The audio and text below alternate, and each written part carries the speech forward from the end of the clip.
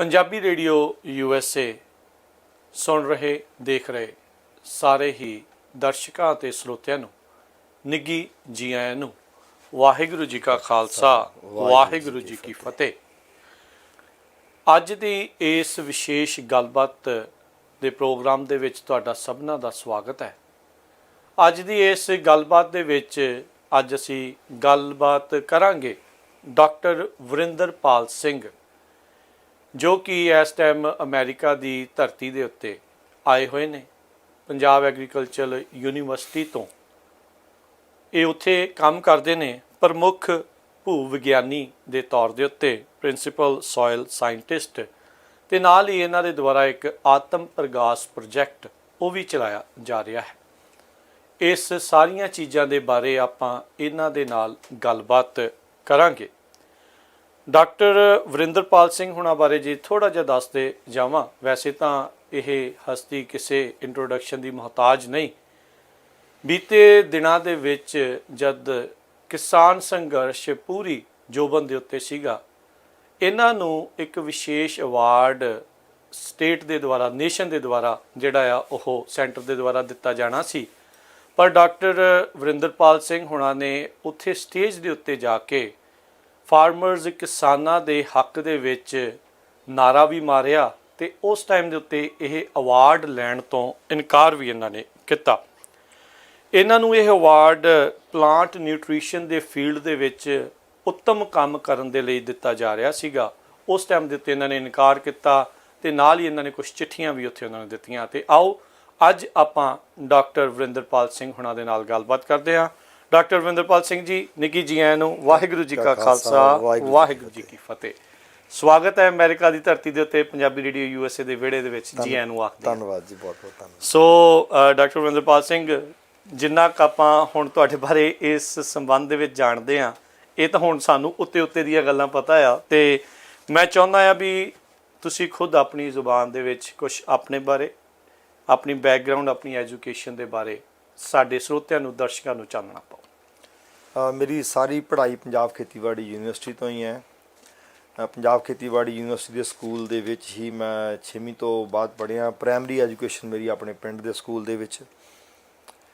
ਉਸ ਤੋਂ ਬਾਅਦ ਪੰਜਾਬ ਖੇਤੀਬਾੜੀ ਯੂਨੀਵਰਸਿਟੀ ਤੋਂ ਹੀ ਮੈਂ BSc ਖੇਤੀਬਾੜੀ ਕੀਤੀ, ਫਿਰ MSc ਸੋਇਲ ਸਾਇੰਸ, ਅਤੇ ਉਸ ਤੋਂ ਬਾਅਦ ਇੱਥੇ PhD ਮੈਂ ਸੋਇਲ ਸਾਇੰਸ ਵਿੱਚ ਕੀਤੀ। ਅਤੇ ਪਿਛਲੇ 27 ਵਰ੍ਹਿਆਂ ਤੋਂ ਮੈਂ ਪੰਜਾਬ ਖੇਤੀਬਾੜੀ ਯੂਨੀਵਰਸਿਟੀ ਵਿਖੇ ਹੀ ਆਪਣੀਆਂ ਸੇਵਾਵਾਂ ਨਿਭਾ ਰਿਹਾ।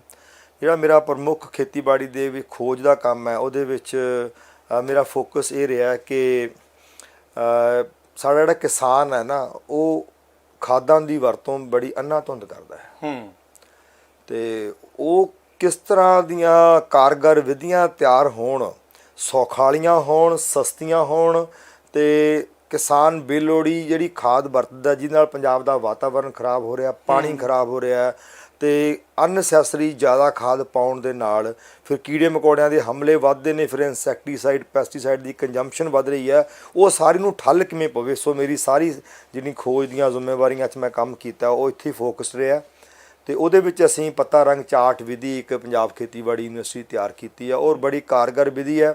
ਔਰ ਇਸ ਵਿਧੀ ਨੂੰ ਅੰਤਰਰਾਸ਼ਟਰੀ ਪੱਧਰ 'ਤੇ ਮਾਨਤਾ ਮਿਲੀ ਹੈ। UK ਦੇ ਵਿਗਿਆਨੀ ਇਸ ਵਿਧੀ ਨੂੰ ਇੰਗਲੈਂਡ ਦੀਆਂ ਫਸਲਾਂ ਵਿੱਚ ਲਾਗੂ ਕਰਨ ਲਈ ਤਤਪਰ ਨੇ, ਔਰ ਦੁਨੀਆ ਦੇ ਵੱਖ-ਵੱਖ ਕੋਨਿਆਂ 'ਚ ਬੈਠੇ ਵਿਦਵਾਨਾਂ ਨੇ ਇਸ ਵਿਧੀ ਨੂੰ ਬੜੀ ਗੰਭੀਰਤਾ ਨਾਲ ਸਮਝਿਆ। ਔਰ ਪੰਜਾਬ ਦੇ ਵੀ ਜੇ ਵਿਧੀ ਲਾਗੂ ਹੋ ਜਾਂਦੀ ਹੈ ਤਾਂ ਹਰ ਸਾਲ ਪੰਜਾਬ ਦੇ ਕਿਸਾਨ 750 ਕਰੋੜ ਰੁਪਏ ਦੀ ਯੂਰੀਆ ਦੀ ਬੱਚਤ ਕਰ ਸਕਦੇ ਆ। ਇਕੱਲੇ ਪੰਜਾਬ ਦੀ ਗੱਲ, ਇਕੱਲੇ ਪੰਜਾਬ ਦੀ, ਔਰ ਇਕੱਲੀ ਯੂਰੀਆ ਦੀ। ਇਹ ਬੱਚਤ ਹੋ ਜਾਣ ਦੇ ਨਾਲ ਅਰਬਾਂ ਰੁਪਈਏ ਦੀਆਂ ਜ਼ਹਿਰਾਂ, ਰਸਾਇਣਾਂ ਜਿਹੜੀਆਂ ਉੱਪਰ ਵਰਤਦੇ ਨੇ ਕੀੜਿਆਂ ਨੂੰ ਮਾਰਨ ਦੇ ਲਈ, ਰੋਗਾਂ ਦੀ ਰੋਕਥਾਮ ਲਈ, ਉਹ ਅਰਬਾਂ ਰੁਪਏ ਦੀਆਂ ਉਹ ਵੀ ਬਚਣੀਆਂ ਨੇ। ਕਿਉਂਕਿ ਯੂਰੀਆ ਦੀ ਕੀਮਤ ਤਾਂ ਕੁਝ ਵੀ ਨਹੀਂ ਹੈ, 280 ਰੁਪਏ ਦਾ ਬੋਰਾ। ਪਰ ਉਸ ਤੋਂ ਉੱਤੇ ਜਿਹੜੇ ਇਨਸੈਕਟੀਸਾਈਡ, ਪੈਸਟੀਸਾਈਡ, ਬਿਲਕੁਲ ਜੇ ਯੂਰੀਆ 280 ਦੀ ਬਚਦੀ ਹੈ, ਤੇ ਜਿਹੜੀ ਸਾਡੀ ਇਨਸੈਕਟੀਸਾਈਡ, ਪੈਸਟੀਸਾਈਡ ਬਚਣੀ ਆ, ਉਹ ਕਮ ਸੇ ਕਮ 2000 ਰੁਪਏ ਦੀ ਬਚ ਜਾਣੀ ਹੈ ਕਿੱਲੇ ਵਿੱਚੋਂ। ਸੋ ਉਹ ਤਾਂ ਮੈਂ ਵਿੱਚ ਗਿਣਦਾ ਹੀ ਨਹੀਂ ਪਿਆ। 750 ਕਰੋੜ ਦੇ ਸਿਰਫ ਯੂਰੀਆ ਦੀ ਕੀਮਤ ਤੁਸੀਂ ਇੰਨੀ ਹੋ ਜਾਂਦੀ ਹੈ। ਸੋ ਇਸ ਕਰਕੇ ਬੜੀ ਮਹੱਤਵਪੂਰਨ ਖੋਜ ਹੈ ਪੰਜਾਬ ਖੇਤੀਬਾੜੀ ਯੂਨੀਵਰਸਿਟੀ ਵੀ ਸਾਡੀ ਜਿਹੜੀ ਟੀਮ ਨੇ ਕੀਤੀ ਹੈ। ਔਰ ਲੋੜ ਹੈ ਕਿ ਇਸ ਖੋਜ ਨੂੰ ਅਸੀਂ ਪੰਜਾਬ ਦੇ ਹੀ ਨਹੀਂ ਬਲਕਿ ਦੁਨੀਆ ਦੇ ਹਰ ਕਿਸਾਨ ਤੱਕ ਪਹੁੰਚਦਿਆਂ ਕਰੀਏ, ਤਾਂ ਕਿ ਬੇਲੋੜੀ ਜਿਹੜੀ ਯੂਰੀਆ ਦੀ ਵਰਤੋਂ ਹੈਗੀ ਹੈ ਉਹ ਘਟਾ ਕੇ ਅਸੀਂ ਵਾਤਾਵਰਨ ਬਚਾ ਸਕੀਏ। ਬਿਲਕੁਲ। ਸੋ ਜਿੱਦਾਂ ਤੁਸੀਂ ਜ਼ਿਕਰ ਕੀਤਾ ਡਾਕਟਰ ਸਾਹਿਬ ਵੀ ਤੁਸੀਂ ਕੈਂਬਰਿਜ UK ਦੇ ਵਿੱਚ ਵੀ ਗਏ, ਉੱਥੇ ਤੁਸੀਂ ਪਾਰਲੀਮੈਂਟ ਦੇ ਵਿੱਚ ਵੀ ਤੁਹਾਨੂੰ ਬੋਲਣ ਦਾ ਉਹਨਾਂ ਨੇ ਸੱਦਾ ਦਿੱਤਾ, ਫਿਰ ਉੱਥੋਂ ਦੇ ਜਿਹੜੇ ਸਾਇੰਸਦਾਨ ਐਗਰੀਕਲਚਰ ਦੇ ਨਾਲ ਜੁੜੇ ਹੋਏ ਆ ਉਹ ਤੁਹਾਡੇ ਇਸ ਜਿਹੜੇ ਲੀਫ ਕਲਰ ਚਾਰਟ ਆ ਉਸ ਨੂੰ ਅਪਣਾਉਣ ਦੇ ਲਈ ਤਤਪਰ ਨੇ, ਕੋਸ਼ਿਸ਼ਾਂ ਦੇ ਵਿੱਚ ਨੇ। ਹੁਣ ਤੁਸੀਂ ਇੱਥੇ UC ਡੇਵਿਸ ਦੇ ਵਿੱਚ ਆਏ ਆ, ਇਹ ਵੀ ਯੂਨੀਵਰਸਿਟੀ ਇੱਥੇ ਦੀ ਜਿਹੜੀ ਖੇਤੀ ਵਿਗਿਆਨ ਦੇ ਨਾਲ ਜਿਹੜੀ ਬਹੁਤ ਗੂੜੇ ਢੰਗ ਦੇ ਨਾਲ ਜੁੜੀ ਹੋਈ ਆ। ਸੋ ਤੁਹਾਡੀ ਇਹ ਜਿਹੜੀ UC ਡੇਵਿਸ ਦੀ ਜਿਹੜੀ ਫੇਰੀ ਆ, ਜੇ ਤੁਸੀਂ ਉਸ ਦੇ ਬਾਰੇ ਥੋੜ੍ਹਾ ਜਿਹਾ ਦੱਸੋ ਵੀ ਇਸ ਦੇ ਵੀ ਮੇਨ ਕਾਰਨ ਇਹੀ ਸੀਗਾ ਜਾਂ ਹੋਰ ਵੀ ਨਾਲ ਡਿਫਰੈਂਟ ਰਿਸਰਚ? ਸੋ ਸਾਡਾ ਇੱਕ ਪ੍ਰੋਜੈਕਟ ਚੱਲਦਾ ਪੰਜਾਬ ਖੇਤੀਬਾੜੀ ਯੂਨੀਵਰਸਿਟੀ ਵਿੱਚ ਤੇ ਭਾਰਤ ਦੀਆਂ ਹੋਰ ਯੂਨੀਵਰਸਿਟੀਆਂ ਵਿੱਚ ਵੀ ਜੀ, ਜਿਹਦੇ ਅਧੀਨ ਜਿਹੜੇ ਸਾਡੇ ਵਿਗਿਆਨੀ ਨੇ ਉਹ ਵਿਦੇਸ਼ ਦੀਆਂ ਦੂਸਰੀਆਂ ਯੂਨੀਵਰਸਿਟੀਆਂ ਵਿੱਚ ਜਾ ਕੇ ਉੱਥੇ ਦੀਆਂ ਖੋਜਾਂ ਨੇ ਕਿਸ ਪੱਧਰ ਤੇ ਹੋ ਰਹੀਆਂ ਨੇ ਜੀ, ਉਹਨਾਂ ਨੂੰ ਸਮਝਣ ਦੇ ਲਈ ਜਾਂਦੇ ਨੇ। ਤੇ ਉਸੇ ਪ੍ਰੋਜੈਕਟ ਦੇ ਅਧੀਨ ਮੈਂ ਇੱਥੇ UC ਡੇਵਿਸ ਵਿੱਚ ਆਇਆ ਤਾਂ ਕਿ ਜਿਹੜੀ ਖੋਜ ਅਸੀਂ ਇੰਡੀਆ ਦੇ ਵਿੱਚ ਇਹ ਪ੍ਰੈਸੀਜਨ ਨਾਈਟ੍ਰੋਜਨ ਮੈਨੇਜਮੈਂਟ ਤੇ ਕਰ ਰਹੇ ਹਾਂ, ਜੋ ਅਸੀਂ ਉਹ ਕੰਮ ਕੀਤਾ ਮੈਂ ਇੱਥੋਂ ਦੇ ਵਿਗਿਆਨੀਆਂ ਨਾਲ ਸਾਂਝਾ ਕਰ ਰਹੇ ਹਾਂ, ਜੋ ਇਹ ਕਰ ਰਹੇ ਨੇ ਉਹਨੂੰ ਸਮਝਣ ਦਾ ਯਤਨ ਕਰ ਰਹੇ ਹਾਂ, ਤਾਂ ਕਿ ਜੇ ਅਸੀਂ ਭਾਰਤ ਦੇ ਵਿੱਚ ਇਸ ਪ੍ਰੈਸੀਜਨ ਨਿਊਟ੍ਰੀਐਂਟ ਮੈਨੇਜਮੈਂਟ ਦੀ ਰਿਸਰਚ ਨੂੰ ਹੋਰ ਪ੍ਰਫੁੱਲਿਤ ਕਰ ਸਕਦੇ ਹਾਂ ਤਾਂ ਸਾਨੂੰ ਇਹ UC ਡੇਵਿਸ ਦੇ ਜਿਹੜੀ ਰਿਸਰਚ ਹੋ ਰਹੀ ਹੈ ਜਾਂ US ਦੇ ਹੋਰ ਰਿਸਰਚ ਇੰਸਟੀਚਿਊਟ ਜਿਹੜੀ ਰਿਸਰਚ ਹੋ ਰਹੀ ਹੈ। ਸੋ ਮੇਰੀ ਫੇਰੀ ਦਾ ਮੰਤਵ ਇਹ ਹੈ ਕਿ ਉਹਨਾਂ ਨਾਲ ਗੱਲਬਾਤ ਕਰਨੀ, ਉਹਨਾਂ ਦੇ ਢੰਗ ਤਰੀਕਿਆਂ ਨੂੰ ਸਮਝਣਾ ਤੇ ਇੱਥੋਂ ਸਿੱਖ ਕੇ ਜਾਂ ਇੱਥੋਂ ਸਮਝ ਕੇ ਫਿਰ ਅਸੀਂ ਜੋ ਪੰਜਾਬ ਖੇਤੀਬਾੜੀ ਯੂਨੀਵਰਸਿਟੀ ਵਿੱਚ ਆਪਣੀ ਖੋਜ ਕਰਦੇ ਹਾਂ ਉਹਨਾਂ ਨੂੰ ਸਟਰੈਂਥਨ ਕਰਨਾ ਤਾਂ ਕਿ ਅਸੀਂ ਵਧੀਆ ਢੰਗ ਦੇ ਨਾਲ ਜਿਹੜੀ ਹੈ ਖਾਦਾਂ ਦੀ ਵਰਤੋਂ ਨੂੰ ਕਿ ਪ੍ਰਬੰਧ ਵਧੀਆ ਢੰਗ ਨਾਲ ਕਰ ਸਕੀਏ। ਜੀ। ਸੋ ਹੁਣ ਜਦੋਂ ਤੁਸੀਂ ਡਾਕਟਰ ਸਾਹਿਬ ਜਾਂਦੇ ਆ, ਬਾਹਰ ਜਾਂਦੇ ਆ, ਸੋ ਨਵੀਆਂ ਚੀਜ਼ਾਂ ਤੁਸੀਂ ਲੈ ਕੇ ਆਉਂਦੇ ਆ, ਤੁਸੀਂ ਇਹ ਜਿਹੜੇ ਯੂਰੀਆ ਦੀ ਵਰਤੋਂ ਨੂੰ ਘਟਾਉਣ ਦੇ ਲਈ ਤੁਹਾਡੀ ਰਿਸਰਚ ਨੂੰ ਚੱਲਦਿਆਂ ਕਿੰਨਾ ਵਕਤ ਹੋ ਗਿਆ? ਦੇਖੋ ਇਸ ਰਿਸਰਚ ਨੂੰ ਅਸੀਂ ਪਿਛਲੇ 2 ਦਹਾਕਿਆਂ ਤੋਂ ਕਰਦੇ ਆ ਰਹੇ ਹਾਂ। ਠੀਕ ਹੈ ਜੀ। ਅਸੀਂ 2 ਦਹਾਕਿਆਂ ਵਿੱਚ ਪੰਜਾਬ ਦੀਆਂ ਸਾਰੀਆਂ ਮੁੱਖ ਫਸਲਾਂ, ਕਣਕ ਹੈ, ਝੋਨਾ ਆ, ਕੱਦੂ ਕੀਤਾ ਝੋਨਾ ਤੇ ਸਿੱਧੀ ਬਿਜਾਈ ਵਾਲਾ ਝੋਨਾ, ਫਿਰ ਬਾਸਮਤੀ, ਫਿਰ ਮੱਕੀ, ਬੇਬੀ ਕਾਰਨ, ਕਪਾਹ, ਯਾਨੀ ਪੰਜਾਬ ਦੀਆਂ ਜਿੰਨੀਆਂ ਮੁੱਖ ਫਸਲਾਂ ਨੇ ਸਾਰਿਆਂ ਦੇ ਵਿੱਚ ਅਸੀਂ ਪ੍ਰਬੰਧ ਕਰ ਦਿੱਤਾ ਹੈ ਕਿ ਪੱਤਾ ਰੰਗ ਚਾਰਟ ਨੂੰ ਵਰਤ ਕੇ, ਜਿਹੜਾ ਕਿ ਬਹੁਤ ਹੀ ਕਿ ਸਧਾਰਨ ਜਿਹਾ ਯੰਤਰ ਹੈ, ਹਰ ਅਨਪੜ੍ਹ ਕਿਸਾਨ ਵੀ ਉਹਨੂੰ ਵਰਤ ਸਕਦਾ। ਅਸਲ 'ਚ ਨਾ ਕਿਸਾਨ ਜਦੋਂ ਖਾਦ ਪਾਉਂਦਾ ਹੈ ਉਹ ਰੰਗ ਦੇਖ ਕੇ ਪਾਉਂਦਾ ਹੈ ਤੇ ਰੰਗ ਗਲਤ ਵਿਖਦਾ, ਉਹਨੇ ਆਪਣੀ ਅੱਖ 'ਚ ਗੂੜਾ ਹਰਾ ਰੰਗ, ਕਾਲਾ ਸ਼ਾਹ ਫਿਕਸ ਕੀਤਾ ਹੋਇਆ। ਅਸੀਂ ਸਾਰੀਆਂ ਫਸਲਾਂ ਦੇ ਰੰਗ ਨਿਯਤ ਕਰ ਦਿੱਤੇ ਨੇ। ਰੰਗ ਦਾ ਆਧਾਰ ਹੁੰਦਾ ਕਲੋਰੋਫਿਲ। ਅਸੀਂ ਕਲੋਰੋਫਿਲ ਕੰਟੈਂਟ ਦੇ ਥ੍ਰੈਸ਼ਹੋਲਡ ਐਸਟੈਬਲਿਸ਼ ਕੀਤੇ, ਫਿਰ ਉਹ ਤੋਂ ਅਸੀਂ ਬੈਕ ਚੱਲ ਕੇ ਉਹਦੇ ਜਿਹੜੇ ਕੋਰਸਪੋਂਡਿੰਗ ਕਲਰ ਸੀਗੇ ਉਹ ਡਿਫਾਈਨ ਕਰ ਦਿੱਤੇ। ਫਿਰ ਇਹ ਡਿਫਾਈਨ ਕਰ ਦਿੱਤਾ ਵੀ ਕਿਹੜਾ ਪੱਤਾ ਦਾ ਰੰਗ ਦੇਖਣਾ, ਕਿਉਂਕਿ ਜਿਹੜੇ ਮਰਜ਼ੀ ਪੱਤੇ ਦਾ ਰੰਗ ਨਹੀਂ ਦੇਖਿਆ ਜਾ ਸਕਦਾ, ਕੁਝ ਖਾਸ ਪੱਤਾ ਹੁੰਦਾ ਹਰ ਫਸਲ ਦੇ ਨਾਲ ਚੱਲਦਾ। ਹਾਂ, ਉਹ ਪੱਤਾ ਕਿਹੜਾ ਆ ਉਹ ਲੱਭ ਲਿਆ। ਫਿਰ ਉਹ ਪੱਤੇ ਨੂੰ ਲੱਭਣ ਤੋਂ ਬਾਅਦ ਕਿਹੜੀ ਫਸਲ ਨੂੰ ਕਦੋਂ ਖਾਦ ਪਾਉਣੀ ਆ ਉਹ ਲੱਭੀ ਤੇ ਫਿਰ ਕਿੰਨੀ ਪਾਉਣੀ ਆ ਉਹ ਲੱਭੀ। ਸੋ ਹੁਣ ਪੂਰਾ ਪੈਕੇਜ ਬਣ ਚੁੱਕਿਆ ਜਿਹੜਾ ਪੰਜਾਬ ਖੇਤੀਬਾੜੀ ਯੂਨੀਵਰਸਿਟੀ ਨੇ ਸਾਡੇ ਕਿਸਾਨਾਂ ਨੂੰ ਸਿਫਾਰਿਸ਼ ਕਰਕੇ ਆਪਣੀਆਂ ਕਿਤਾਬਾਂ 'ਚ ਛਾਪ ਦਿੱਤਾ ਹੈ। ਜੀ, ਚਲੋ ਜੀ, ਬਹੁਤ ਵਧੀਆ ਆ। ਤੇ ਹੁਣ ਆਪਾਂ ਉਮੀਦ ਕਰਦੇ ਹਾਂ ਵੀ ਇਸ ਨੂੰ ਜਦੋਂ ਹੁਣ ਛਾਪਣ ਤੋਂ ਬਾਅਦ ਦੇ ਵਿੱਚ ਤੁਹਾਨੂੰ ਕੀ ਲੱਗਦਾ, ਚਲੋ 2 ਦਹਾਕੇ ਤਾਂ ਤੁਹਾਨੂੰ ਇਸ ਪੂਰੇ ਰਿਸਰਚ ਦੇ ਉੱਤੇ ਲੱਗ ਗਏ, ਇਹ ਜਿਹੜਾ ਕਿਸਾਨ ਹੈ ਇਸ ਨੂੰ ਅਪਣਾਉਣ ਨੂੰ ਕਿੰਨਾ ਕੁ ਵਕਤ ਤੁਸੀਂ ਸੋਚਦੇ ਆ ਵੀ ਲੱਗੂਗਾ? ਦੇਖੋ ਇਸ ਤਰ੍ਹਾਂ ਹੈਗਾ, ਇਹਦੇ ਨਾਲ ਜਦੋਂ ਇਹੋ ਜਿਹੀਆਂ ਰਿਸੋਰਸ ਕੰਜ਼ਰਵੇਸ਼ਨ ਟੈਕਨੋਲੋਜੀ ਜਦੋਂ ਆਉਂਦੀਆਂ ਨੇ ਇਹਨਾਂ ਦਾ ਪਾਲਿਸੀਜ਼ ਨਾਲ ਬਹੁਤ ਗੂੜਾ ਸੰਬੰਧ ਹੁੰਦਾ ਹੈ। ਬਿਲਕੁਲ। ਜੇ ਪਾਲਿਸੀਜ਼ ਇਹਨਾਂ ਦੇ ਨਾਲ ਅਨੁਕੂਲ ਨਹੀਂ ਹੈਗੀਆਂ ਤੇ ਇਹਨਾਂ ਦੀ ਅਡਾਪਸ਼ਨ ਕਦੀ ਨਹੀਂ ਹੁੰਦੀ ਤੇ ਜਾਂ ਜਿਹੜੇ ਐਕਸਟੈਂਸ਼ਨ ਫੰਕਸ਼ਨਰੀ ਨੇ ਉਹ ਪੂਰਾ ਜ਼ੋਰ ਲਾ ਕੇ ਕਿਸਾਨ ਨੂੰ ਨਹੀਂ ਸਿਖਾਉਂਦੇ। ਬਹੁਤ ਸਾਰੀਆਂ ਖੋਜਾਂ ਫਾਈਲਾਂ 'ਚ ਰਹਿ ਜਾਂਦੀਆਂ ਨੇ। ਉਹਦਾ ਕਾਰਨ ਇਹ ਹੁੰਦਾ ਵੀ ਨੀਤੀ ਤੇ ਜਿਹੜਾ ਐਕਸਟੈਂਸ਼ਨ ਸਿਸਟਮ ਹੈ ਉਹਦਾ ਆਪਸ ਦੇ ਵਿੱਚ ਬਹੁਤ ਨੇੜਲਾ ਤਾਲਮੇਲ ਹੋਣਾ ਬੜਾ ਜ਼ਰੂਰੀ ਹੈ। ਸੋ ਅਸੀਂ ਯਤਨ ਕਰ ਰਹੇ ਹਾਂ ਕਿਉਂਕਿ ਯੂਰੀਆ ਬਹੁਤ ਸਸਤਾ ਮਿਲਦਾ ਹੈ। ਜਦੋਂ ਕੋਈ ਚੀਜ਼ ਸਸਤੀ ਮਿਲਦੀ ਹੈ ਫਿਰ ਉਹ ਅਸੀਂ ਉਹਨੂੰ ਬੌਦਰ ਨਹੀਂ ਕਰਦੇ। 280 ਰੁਪਏ ਦੀ ਬੋਰੀ ਹੈ, ਅਸਲ 'ਚ ਉਹਦੀ ਕੀਮਤ 1100 ਰੁਪਏ ਦੇ ਆਸ-ਪਾਸ ਹੈ। 2/3 ਸਬਸਿਡੀ ਹੈ। ਉਹ ਫਿਰ ਜਦੋਂ ਸਸਤਾ ਮਿਲਦਾ ਤੇ ਕਿਸਾਨ ਕਹਿੰਦਾ ਜੇ ਯੂਰੀਆ ਨਾ ਖਵਾਈ ਤਾਂ ਹੋਰ ਕੀ ਖਵਾਏ। ਜਦੋਂ ਗੱਲ ਵੀ ਕਰਦੇ ਆ ਵੀ ਭਾਈ ਆ ਬਚਾ ਲਾ, ਉਹ ਕਹਿੰਦਾ ਯਾਰ ਇੰਨੀ ਸਸਤੀ ਹੈ, ਜੇ ਆਹ ਨਾ ਖਵਾਈ ਤਾਂ ਫਿਰ ਹੋਰ ਕੀ ਫਸਲ ਦੀ ਸੇਵਾ ਕੀ ਕੀਤੀ। ਸੋ ਸੈਕੰਡ ਗੱਲ ਹੈਗੀ ਹੈ ਵੀ ਜਾਗਰੂਕਤਾ ਦੀ ਬਹੁਤ ਲੋੜ ਹੈ, ਐਜੂਕੇਸ਼ਨ ਦੀ ਬਹੁਤ ਲੋੜ ਹੈਗੀ ਹੈ। ਫਾਰਮਰ ਦਾ ਮਿੱਥ ਬਣਿਆ ਹੋਇਆ ਵੀ ਜਿੰਨਾ ਰੰਗ ਗੂੜਾ ਹੋਊਗਾ ਉਨਾ ਹੀ ਮੇਰਾ ਝਾੜ ਵੱਧ ਆਊਗਾ। ਫਸਲ ਨੂੰ ਉਹ ਫਸਾ ਲੈਂਦਾ, ਗੂੜੀ ਨੂੰ ਆਪਸ 'ਚ ਉਹਦਾ ਬੂਝਾ ਚੰਗਾ ਮਰਵਾ ਕੇ, ਬਟ ਉਹਦੇ ਨਾਲ ਉਹਦੇ ਝਾੜ ਘਟਦੇ ਨੇ। ਸੋ ਇਹ ਗਿਆਨ ਦੇਣ ਦੀ ਲੋੜ ਹੈ। ਸੋ ਅਸੀਂ ਲੱਗੇ ਹੋਏ ਹਾਂ, ਖੇਤੀਬਾੜੀ ਵਿਭਾਗ ਵੀ ਲੱਗਿਆ ਹੋਇਆ, ਯੂਨੀਵਰਸਿਟੀ ਵੀ ਆਪਣਾ ਜ਼ੋਰ ਲਾ ਰਹੀ ਹੈ ਤੇ ਆਸ ਕਰਦੇ ਹਾਂ ਹੌਲੀ ਹੌਲੀ ਜਾਗਰੂਕਤਾ ਛੇਤੀ ਆਵੇਗੀ। ਜੀ, ਚਲੋ। ਸੋ ਆਪਾਂ ਇਸ ਦੇ ਉੱਤੇ ਫਿਰ ਮੁੜ ਕੇ ਵਾਪਸ ਆਉਂਦੇ ਹਾਂ ਤੇ ਅਗਲੀ ਜਿਹੜੀ ਗੱਲ ਜਿਸ ਨੂੰ ਸਾਰੇ ਜਣੇ ਸੁਣਨ ਦੇ ਲਈ ਵੀ, ਤੇ ਮੈਂ ਵੀ ਬਹੁਤ ਬੇਚੈਨ ਹੈਗਾ ਤੁਹਾਡੇ ਬਾਰੇ, ਤੁਹਾਡੇ ਮੂੰਹ ਤੋਂ ਗੱਲ ਸੁਣਨ ਦੇ ਲਈ। ਜਦੋਂ ਹੁਣ ਕਿਸਾਨਾਂ ਸੰਘਰਸ਼ ਚੱਲਿਆ, 1 ਸਾਲ ਤੋਂ ਵੱਧ ਕਿਸਾਨੀ ਸੰਘਰਸ਼ ਚੱਲਿਆ, 700 ਤੋਂ 800 ਪਰਿਵਾਰ ਜਿਹੜੇ ਆ ਸ਼ਹੀਦ ਹੋਏ, ਕਿਸਾਨ ਸ਼ਹੀਦ ਹੋਏ, ਤੁਹਾਨੂੰ ਉੱਥੇ ਸੱਦਿਆ ਗਿਆ ਵੀ ਜਿਹੜਾ ਪਲਾਂਟ ਨਿਊਟ੍ਰੀਸ਼ਨ 'ਚ ਤੁਸੀਂ ਕੰਮ ਕੀਤਾ, ਰਿਸਰਚ ਕੀਤਾ, ਉਹਦੇ ਲਈ ਅਵਾਰਡ ਤੁਹਾਨੂੰ ਦੇਣਾ ਸੀਗਾ। ਤੁਸੀਂ ਉੱਥੇ ਸਟੇਜ ਤੇ ਜਾ ਕੇ ਬੜੀ ਨਿਮਰਤਾ ਦੇ ਨਾਲ ਉਸ ਅਵਾਰਡ ਨੂੰ ਰਿਜੈਕਟ ਕੀਤਾ, ਮਨਾ ਕੀਤਾ ਵੀ ਨਹੀਂ, ਅਸੀਂ ਤੁਹਾਡਾ ਆਦਰ ਕਰਦੇ ਹਾਂ ਪਰ ਇਹ ਅਵਾਰਡ ਮੈਂ ਐਕਸੈਪਟ ਨਹੀਂ ਕਰ ਸਕਦਾ, ਕਿਸਾਨਾਂ ਲਈ ਕੰਮ ਕਰਦੇ ਹਾਂ ਤੇ ਕਿਸਾਨਾਂ ਦੇ ਨਾਲ ਜੇ ਇੰਨਾ ਅਤਿਆਚਾਰ ਹੋ ਰਿਹਾ ਤੇ ਮੈਂ ਇਸ ਅਵਾਰਡ ਨੂੰ ਐਕਸੈਪਟ ਨਹੀਂ ਕਰ ਸਕਦਾ। ਇਹ ਮਨ ਕਿੱਦਾਂ ਬਣਿਆ, ਕਿਉਂ ਇਹ ਜਿਹੜਾ ਤੁਸੀਂ ਸਟੈਪ ਚੱਕਿਆ? ਕਿਉਂਕਿ ਕਦੀ ਕਦੀ ਆਪਾਂ ਵੀ ਦੇਖਦੇ ਹਾਂ ਵੀ ਏਡੇ ਵੱਡੇ ਸਿਸਟਮ ਦੇ ਨਾਲ ਮੱਥਾ ਲਾਉਣਾ ਵੀ ਬੜਾ ਔਖਾ ਲੱਗਦਾ ਹੈ। ਦੇਖੋ, ਪਹਿਲੀ ਗੱਲ ਤਾਂ ਮੈਂ ਕਿਸੇ ਨਾਲ ਮੱਥਾ ਨਹੀਂ ਲਾਇਆ, ਇਹ ਸਾਡੀ ਹੋਈ ਹਾਰੀ ਹੋਈ ਮਾਨਸਿਕਤਾ ਹੈ। ਜਦੋਂ ਅਸੀਂ ਇਹ ਸੋਚਦੇ ਹਾਂ ਵੀ ਜੇ ਮੈਂ ਸੱਚ ਬੋਲਿਆ ਤਾਂ ਮੈਂ ਮੱਥਾ ਲਾ ਲਿਆ, ਮਤਲਬ ਕਿ ਇਹ ਨਾ ਮੈਨੂੰ ਤੁਹਾਡੇ ਵਾਂਗੂ ਹਰ ਪੱਤਰਕਾਰ ਇਹ ਸਵਾਲ ਕਰਦਾ, ਮੈਂ ਕਿਹਾ ਮੈਂ ਤਾਂ ਮੱਥਾ ਨਹੀਂ ਲਾਇਆ ਕਿਸੇ ਨਾਲ। ਜੇ ਇੱਕ ਬੱਚਾ ਆਪਣੇ ਮਾਈ ਬਾਪ ਨਾਲ ਗੱਲ ਹੀ ਨਹੀਂ ਕਰ ਸਕਦਾ ਤਾਂ ਫਿਰ ਉਹਦਾ ਆਪਣਾ ਰਿਲੇਸ਼ਨ ਹੀ ਕੋਈ ਨਹੀਂਗਾ। ਸਰਕਾਰ ਪ੍ਰਜਾ ਦੀ ਮਾਈ ਬਾਪ ਹੁੰਦੀ ਹੈ। ਜੇ ਪ੍ਰਜਾ ਸਰਕਾਰ ਨੂੰ ਗੱਲ ਕਰਨ ਤੋਂ ਹੀ ਡਰੀ ਜਾਵੇ, ਕੋਈ ਕਹਿ ਹੀ ਨਾ ਸਕੇ ਰਾਣੀ ਅੱਗਾ ਢੱਕ, ਤੇ ਫਿਰ ਤਾਂ ਰਾਣੀ ਥੋੜੀ ਆਪਣੀ ਨਾ ਹੋਈ। ਸੋ ਮੈਂ ਤਾਂ ਆਪਣਾ ਫਰਜ਼ ਨਿਭਾਇਆ ਕਿ ਇਹਦੇ 'ਚ ਮੈਂ ਬੜਾ ਕ੍ਰਿਸਟਲ ਕਲੀਅਰ ਹੈ। ਮੈਂ ਉਦੋਂ ਜਦੋਂ ਪ੍ਰਧਾਨ ਮੰਤਰੀ ਨੂੰ ਖੱਤ ਲਿਖਿਆ, ਮੈਂ ਉਹਦੇ 'ਚ ਵੀ ਆਪਣੀ ਗੱਲ ਇੱਥੋਂ ਸ਼ੁਰੂ ਕੀਤੀ ਵੀ ਨਾ ਤਾਂ ਮੈਂ ਸਿਆਸਤਦਾਨ ਹਾਂ ਤੇ ਨਾ ਹੀ ਮੈਂ ਅੱਤਵਾਦੀ ਹਾਂ। I am neither a terrorist nor a politician and writing you in the capacity of a academician dedicated to the farming community. So ਮੈਂ ਸਮਝਦਾ ਹਰ ਵਿਗਿਆਨੀ ਨੂੰ, ਹਰ ਪੜ੍ਹੇ ਲਿਖੇ ਵਿਦਵਾਨ ਨੂੰ ਜਿੱਥੇ ਉਹਨੂੰ ਗੱਲ ਨਹੀਂ ਜੱਚਦੀ, ਉਹ ਆਪਣੇ ਦੇਸ਼ ਦੇ ਹਿੱਤਾਂ ਨੂੰ ਮੁੱਖ ਰੱਖਦਿਆਂ ਉਹਨੂੰ ਗੱਲ ਕਹਿਣੀ ਚਾਹੀਦੀ ਹੈ। ਮੈਂ ਆਪਣੇ ਭਾਰਤ ਦੇਸ਼ ਦੇ ਹਿੱਤਾਂ ਨੂੰ ਮੁੱਖ ਰੱਖਦਿਆਂ ਆਪਣੀ ਗੱਲ ਭਾਰਤ ਦੇ ਪ੍ਰਧਾਨ ਮੰਤਰੀ ਨੂੰ ਰੱਖੀ ਹੈ। ਮੈਨੂੰ ਨਹੀਂ ਸਮਝ ਲੱਗਦੀ ਜਰਨਲਿਸਟ ਕਿਉਂ ਸੋਚਦੇ ਨੇ ਕਿ ਮੱਥਾ ਲਾਉਣ ਦਾ ਮਤਲਬ ਕੀ ਹੋਇਆ? ਯਾਨੀ ਤੁਸੀਂ ਸਾਨੂੰ ਸਾਡੀ ਸਰਕਾਰ ਨਾਲ ਲੜਾਉਣਾ ਚਾਹੁੰਦੇ ਹੋ? ਨਹੀਂ, ਲੜਾਉਣ ਵਾਲੀ ਗੱਲ ਨਹੀਂ ਡਾਕਟਰ ਸਾਹਿਬ। ਆਪਾਂ ਜਿਸ ਹਿਸਾਬ ਦੇ ਨਾਲ ਉਸ ਸਿਸਟਮ ਨੂੰ ਵੇਖਿਆ ਆ ਉਹ ਆਪਾਂ ਵਾਚਦੇ ਹਾਂ ਵੀ ਜਦੋਂ ਕੋਈ ਵੀ ਕੁਛ ਇੱਦਾਂ ਦੀ ਗੱਲ ਕਰਦਾ ਆ ਵੀ ਜਿਹੜੀ ਸੈਂਟਰ ਨੂੰ ਜਾਂ ਸਰਕਾਰ ਨੂੰ ਚੰਗੀ ਨਹੀਂ ਲੱਗਦੀ, ਆਪਾਂ ਦੇਖਦੇ ਹਾਂ ਵੀ ਉਹਨਾਂ ਦੇ ਨਾਲ ਕਿੱਦਾਂ ਹੁੰਦਾ। ਫਿਰ ਉਹ ਕਿਤੇ ਨਾ ਕਿਤੇ ਇੱਕ ਬਣ ਚੁੱਕਾ ਹੈ ਉੱਥੇ ਦੇ ਮਨ ਦੇ ਵਿੱਚ ਵੀ ਨਹੀਂ, ਮੈਂ ਰਹਿਣ ਹੀ ਦਿੰਦਾ ਆ, ਮੈਂ ਬੋਲੂੰਗਾ ਤੇ ਮੇਰਾ ਹੀ ਨੁਕਸਾਨ ਜਿਹੜਾ ਹੋਊਗਾ। ਪਰ ਚਲੋ, ਮੈਂ ਤੁਹਾਡੀ ਇਸ ਗੱਲ ਨੂੰ ਵੀ ਮੈਂ ਸਹਿਮਤ ਹਾਂ ਵੀ ਆਪਾਂ ਆਪਣੀ ਗੱਲ ਜਿਹੜੀ ਸੱਚ ਦੇ ਉੱਤੇ ਪਹਿਰਾ ਜਿਹੜਾ ਉਹ ਦੇਣਾ ਆ। ਦੇਖੋ ਨਾ, ਤੁਹਾਡੀ ਗੱਲ ਮੈਂ ਕੱਟ ਕੇ ਗੱਲ ਕਰ ਰਿਹਾ। ਅਸਲ 'ਚ ਇਹ ਸਵਾਲ ਪਤਾ ਕਿੱਥੋਂ ਪੈਦਾ ਹੁੰਦਾ ਹੈ ਵੀ ਜਦੋਂ ਅਸੀਂ ਗੁਰਬਾਣੀ ਨਾਲ ਟੁੱਟ ਜਾਂਦੇ ਹਾਂ, ਜਦੋਂ ਅਸੀਂ ਸੱਚ ਨਾਲ ਟੁੱਟ ਜਾਂਦੇ ਹਾਂ, ਸਾਡਾ ਇਤਿਹਾਸ ਗੁਰਬਾਣੀ 'ਚ ਲਿਖਿਆ ਹੋਇਆ ਜਿਹੜਾ ਗਿਆਨ ਹੈ ਉਹ ਸਾਨੂੰ ਇਹ ਗੱਲ ਬਾਰ-ਬਾਰ ਦ੍ਰਿੜ ਕਰਾਉਂਦਾ ਵੀ ਸੰਸਾਰ 'ਤੇ ਜੋ ਹੋ ਰਿਹਾ ਨਾ ਉਹ ਪਰਮਾਤਮਾ ਦੇ ਭਾਣੇ 'ਚ ਹੋ ਰਿਹਾ।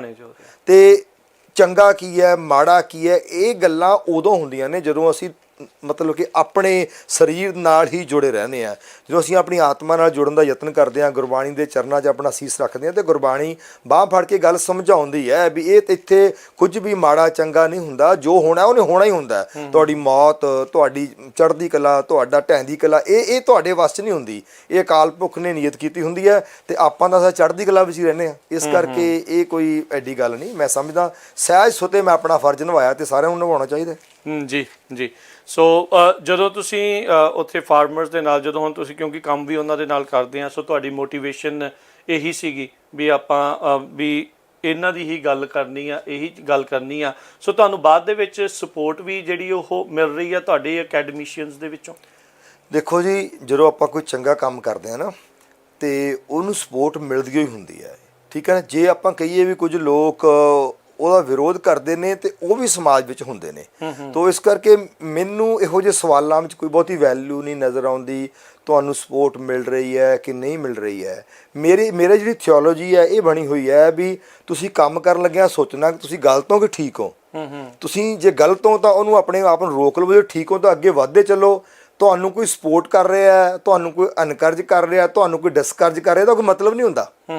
ਨਾ ਹੀ ਐਨਕਰਜਮੈਂਟ ਨਾਲ ਫੂਕ ਭਰੀ ਜਾਣੀ ਚਾਹੀਦੀ ਹੈ, ਨਾ ਹੀ ਡਿਸਕਰਜਮੈਂਟ ਨਾਲ ਹੌਸਲੇ ਢਹਿ ਜਾਣੇ ਚਾਹੀਦੇ ਆ। ਸੋ ਮੈਂ ਕਦੀ ਨਹੀਂ ਵੇਖਿਆ ਕਿ ਮੈਨੂੰ ਕੌਣ ਐਨਕਰਜ ਕਰ ਰਿਹਾ, ਮੈਨੂੰ ਕੌਣ ਡਿਸਕਰਜ ਕਰ ਰਿਹਾ, ਮੈਨੂੰ ਕੌਣ ਸਪੋਰਟ ਦੇ ਰਿਹਾ, ਕੌਣ ਪਿਛਾਂਹ ਹਟ ਰਿਹਾ, ਇਹ ਮੇਰੇ ਲਈ ਕੋਈ ਮਤਲਬ ਨਹੀਂ। ਮੈਨੂੰ ਪਤਾ ਕਿ ਇਸ ਦਿਸ਼ਾ ਵਿੱਚ ਜਾਣਾ ਠੀਕ ਹੈ ਤੇ ਮੈਂ ਉਸ ਦਿਸ਼ਾ ਵਿੱਚ ਵਧ ਰਿਹਾ। ਇਹ ਕੋਈ ਮਤਲਬ ਕਿ ਬਿਲਕੁਲ ਜੀ, ਪਰਮਾਤਮਾ ਚੜ੍ਹਦੀ ਕਲਾ ਦੇ ਵਿੱਚ ਰੱਖੇ ਤੇ ਇਦਾਂ ਹੀ ਜਿਹੜੀ ਆ ਤੁਸੀਂ ਸੱਚ ਦੇ ਉੱਤੇ ਪਹਿਰਾ ਜਿਹੜਾ ਉਹ ਦਿੰਦੇ ਰਹੋ। ਤੇ ਹੁਣ ਜੇ ਆਪਾਂ ਗੱਲ ਕਰੀਏ ਵੀ ਜਿਹੜੇ ਕਿਸਾਨੀ ਸੰਘਰਸ਼ ਦੇ ਵਿੱਚ ਸ਼ਹੀਦ ਹੋਏ ਕਿਸਾਨ ਆ, ਤਕਰੀਬਨ 750 ਤੋਂ 800 ਜਿਹੜੇ ਪਰਿਵਾਰ ਨੇ, ਉਹਨਾਂ ਦੇ ਪ੍ਰਤੀ ਵੀ ਤੁਸੀਂ ਇੱਕ ਪ੍ਰੋਜੈਕਟ ਜਿਹੜਾ ਉਹ ਚਲਾਇਆ ਹੋਇਆ ਆ, ਜੇ ਤੁਸੀਂ ਉਸ ਦੇ ਬਾਰੇ ਥੋੜ੍ਹਾ ਚਾਨਣਾ ਪਾਓ। ਬਿਲਕੁਲ ਜੀ, ਇਸ ਸੰਘਰਸ਼ ਵਿੱਚ ਜਿਹੜੇ ਗਰੀਬ ਕਿਸਾਨ ਜਿਹੜੇ ਇਸ ਸੰਘਰਸ਼ ਵਿੱਚ ਆਪਣੀਆਂ ਜਾਨਾਂ ਵਾਰ ਗਏ ਨੇ, ਅਸੀਂ ਇਕੱਲੇ ਇਕੱਲੇ ਦੇ ਪਰਿਵਾਰ ਤੱਕ ਪਹੁੰਚ ਕਰ ਰਹੇ ਹਾਂ। ਸਾਡੀ ਭਾਵਨਾ ਇਹ ਹੈਗੀ ਕਿ ਇਹ ਵਿਚਾਰੇ ਜਿਨ੍ਹਾਂ ਨੇ ਇਸ ਜਨ ਅੰਦੋਲਨ ਦੇ ਵਿੱਚ ਆਪਣੇ ਸਰੀਰ ਹੀ ਵਾਰ ਦਿੱਤੇ ਹੈ ਨਾ, ਉਹਨਾਂ ਦੇ ਪਰਿਵਾਰਾਂ ਨੂੰ ਕੋਈ ਚੀਜ਼ ਦੀ ਲੋੜ ਥੋੜ ਨਾ ਜਾਵੇ। ਆਮ ਤੌਰ ਤੇ ਕੀ ਹੁੰਦਾ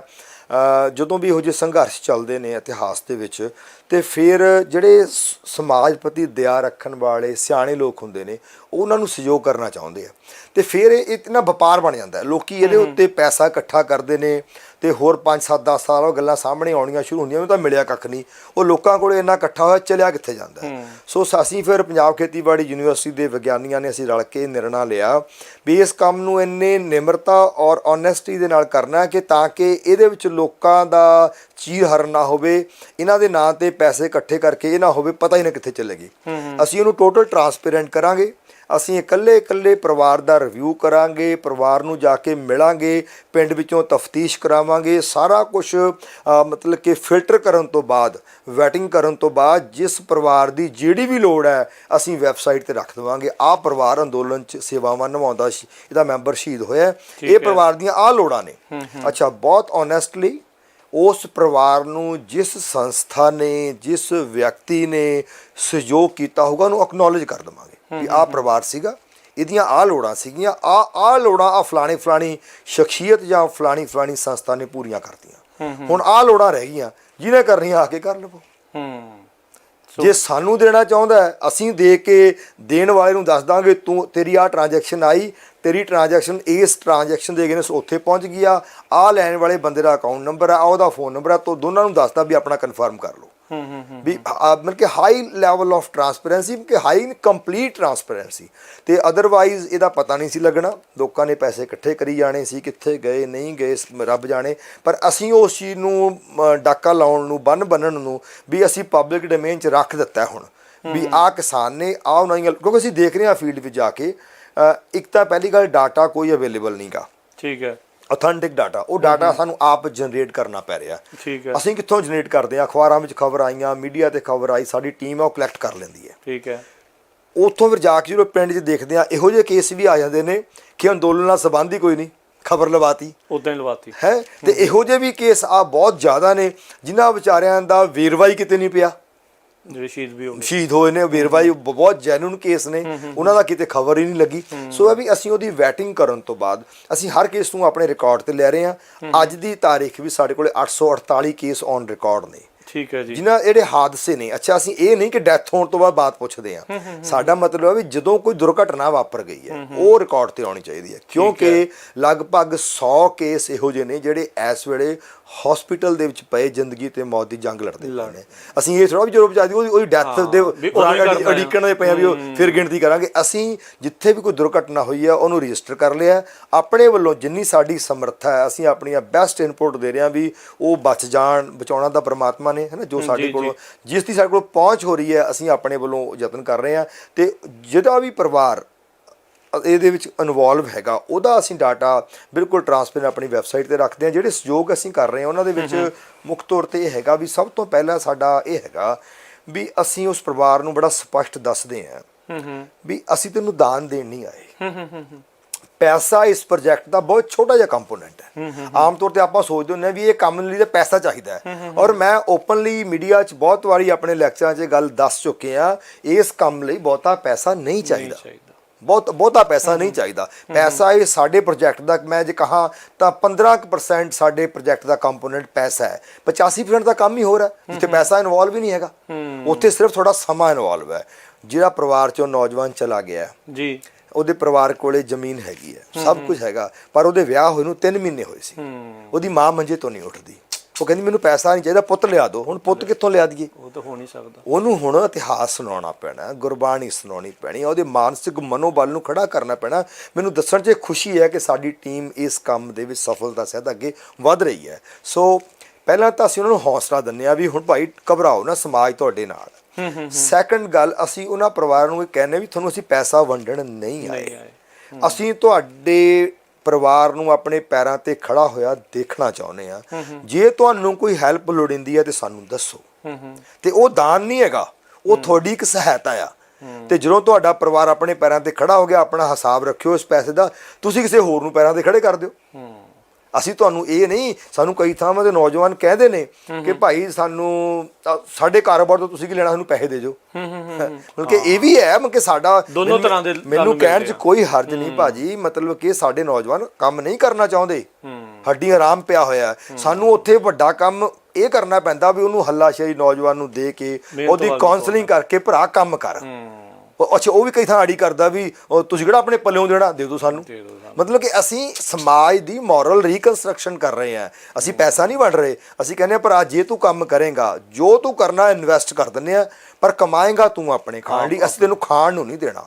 ਤੂੰ ਟੈਕਸੀ ਚਲਾ ਲੇਗਾ, ਟੈਕਸੀ ਲੈ ਦਿੰਦੇ ਆ। ਤੂੰ ਛੋਟਾ ਹਾਥੀ ਚਲਾਉਣਾ, ਉਹ ਲੈ ਦਿੰਦੇ ਆ। ਤੂੰ ਦੁਕਾਨ ਕਰਨੀ ਹੈ, ਸੌਦਾ ਪਾ ਦਿੰਦੇ ਆ। ਤੂੰ ਬੀ ਕੀਪਿੰਗ ਕਰਨੀ ਆ, ਮੱਛੀਆਂ ਦੇ ਤੈਨੂੰ ਬਕਸੇ ਲੈ ਦਿੰਦੇ ਆ। ਤੂੰ ਸਿਲਾਈ ਕਢਾਈ ਦਾ ਕੰਮ ਕਰਨਾ, ਤੈਨੂੰ ਮਸ਼ੀਨਾਂ ਲੈ ਦਿੰਦੇ ਆ। ਤੂੰ ਕਾਰਪੈਂਟਰੀ ਦਾ ਕੰਮ ਕਰਨਾ, ਤੈਨੂੰ ਅਸੀਂ ਤਾਰ ਅੰਦਰ ਜੋ ਚਾਹੇ। ਜੇ ਤੂੰ ਦੁੱਧ ਦਾ ਕੰਮ ਕਰਨਾ, ਤੈਨੂੰ ਮੱਝਾਂ ਲੈ ਦਿੰਦੇ ਆ।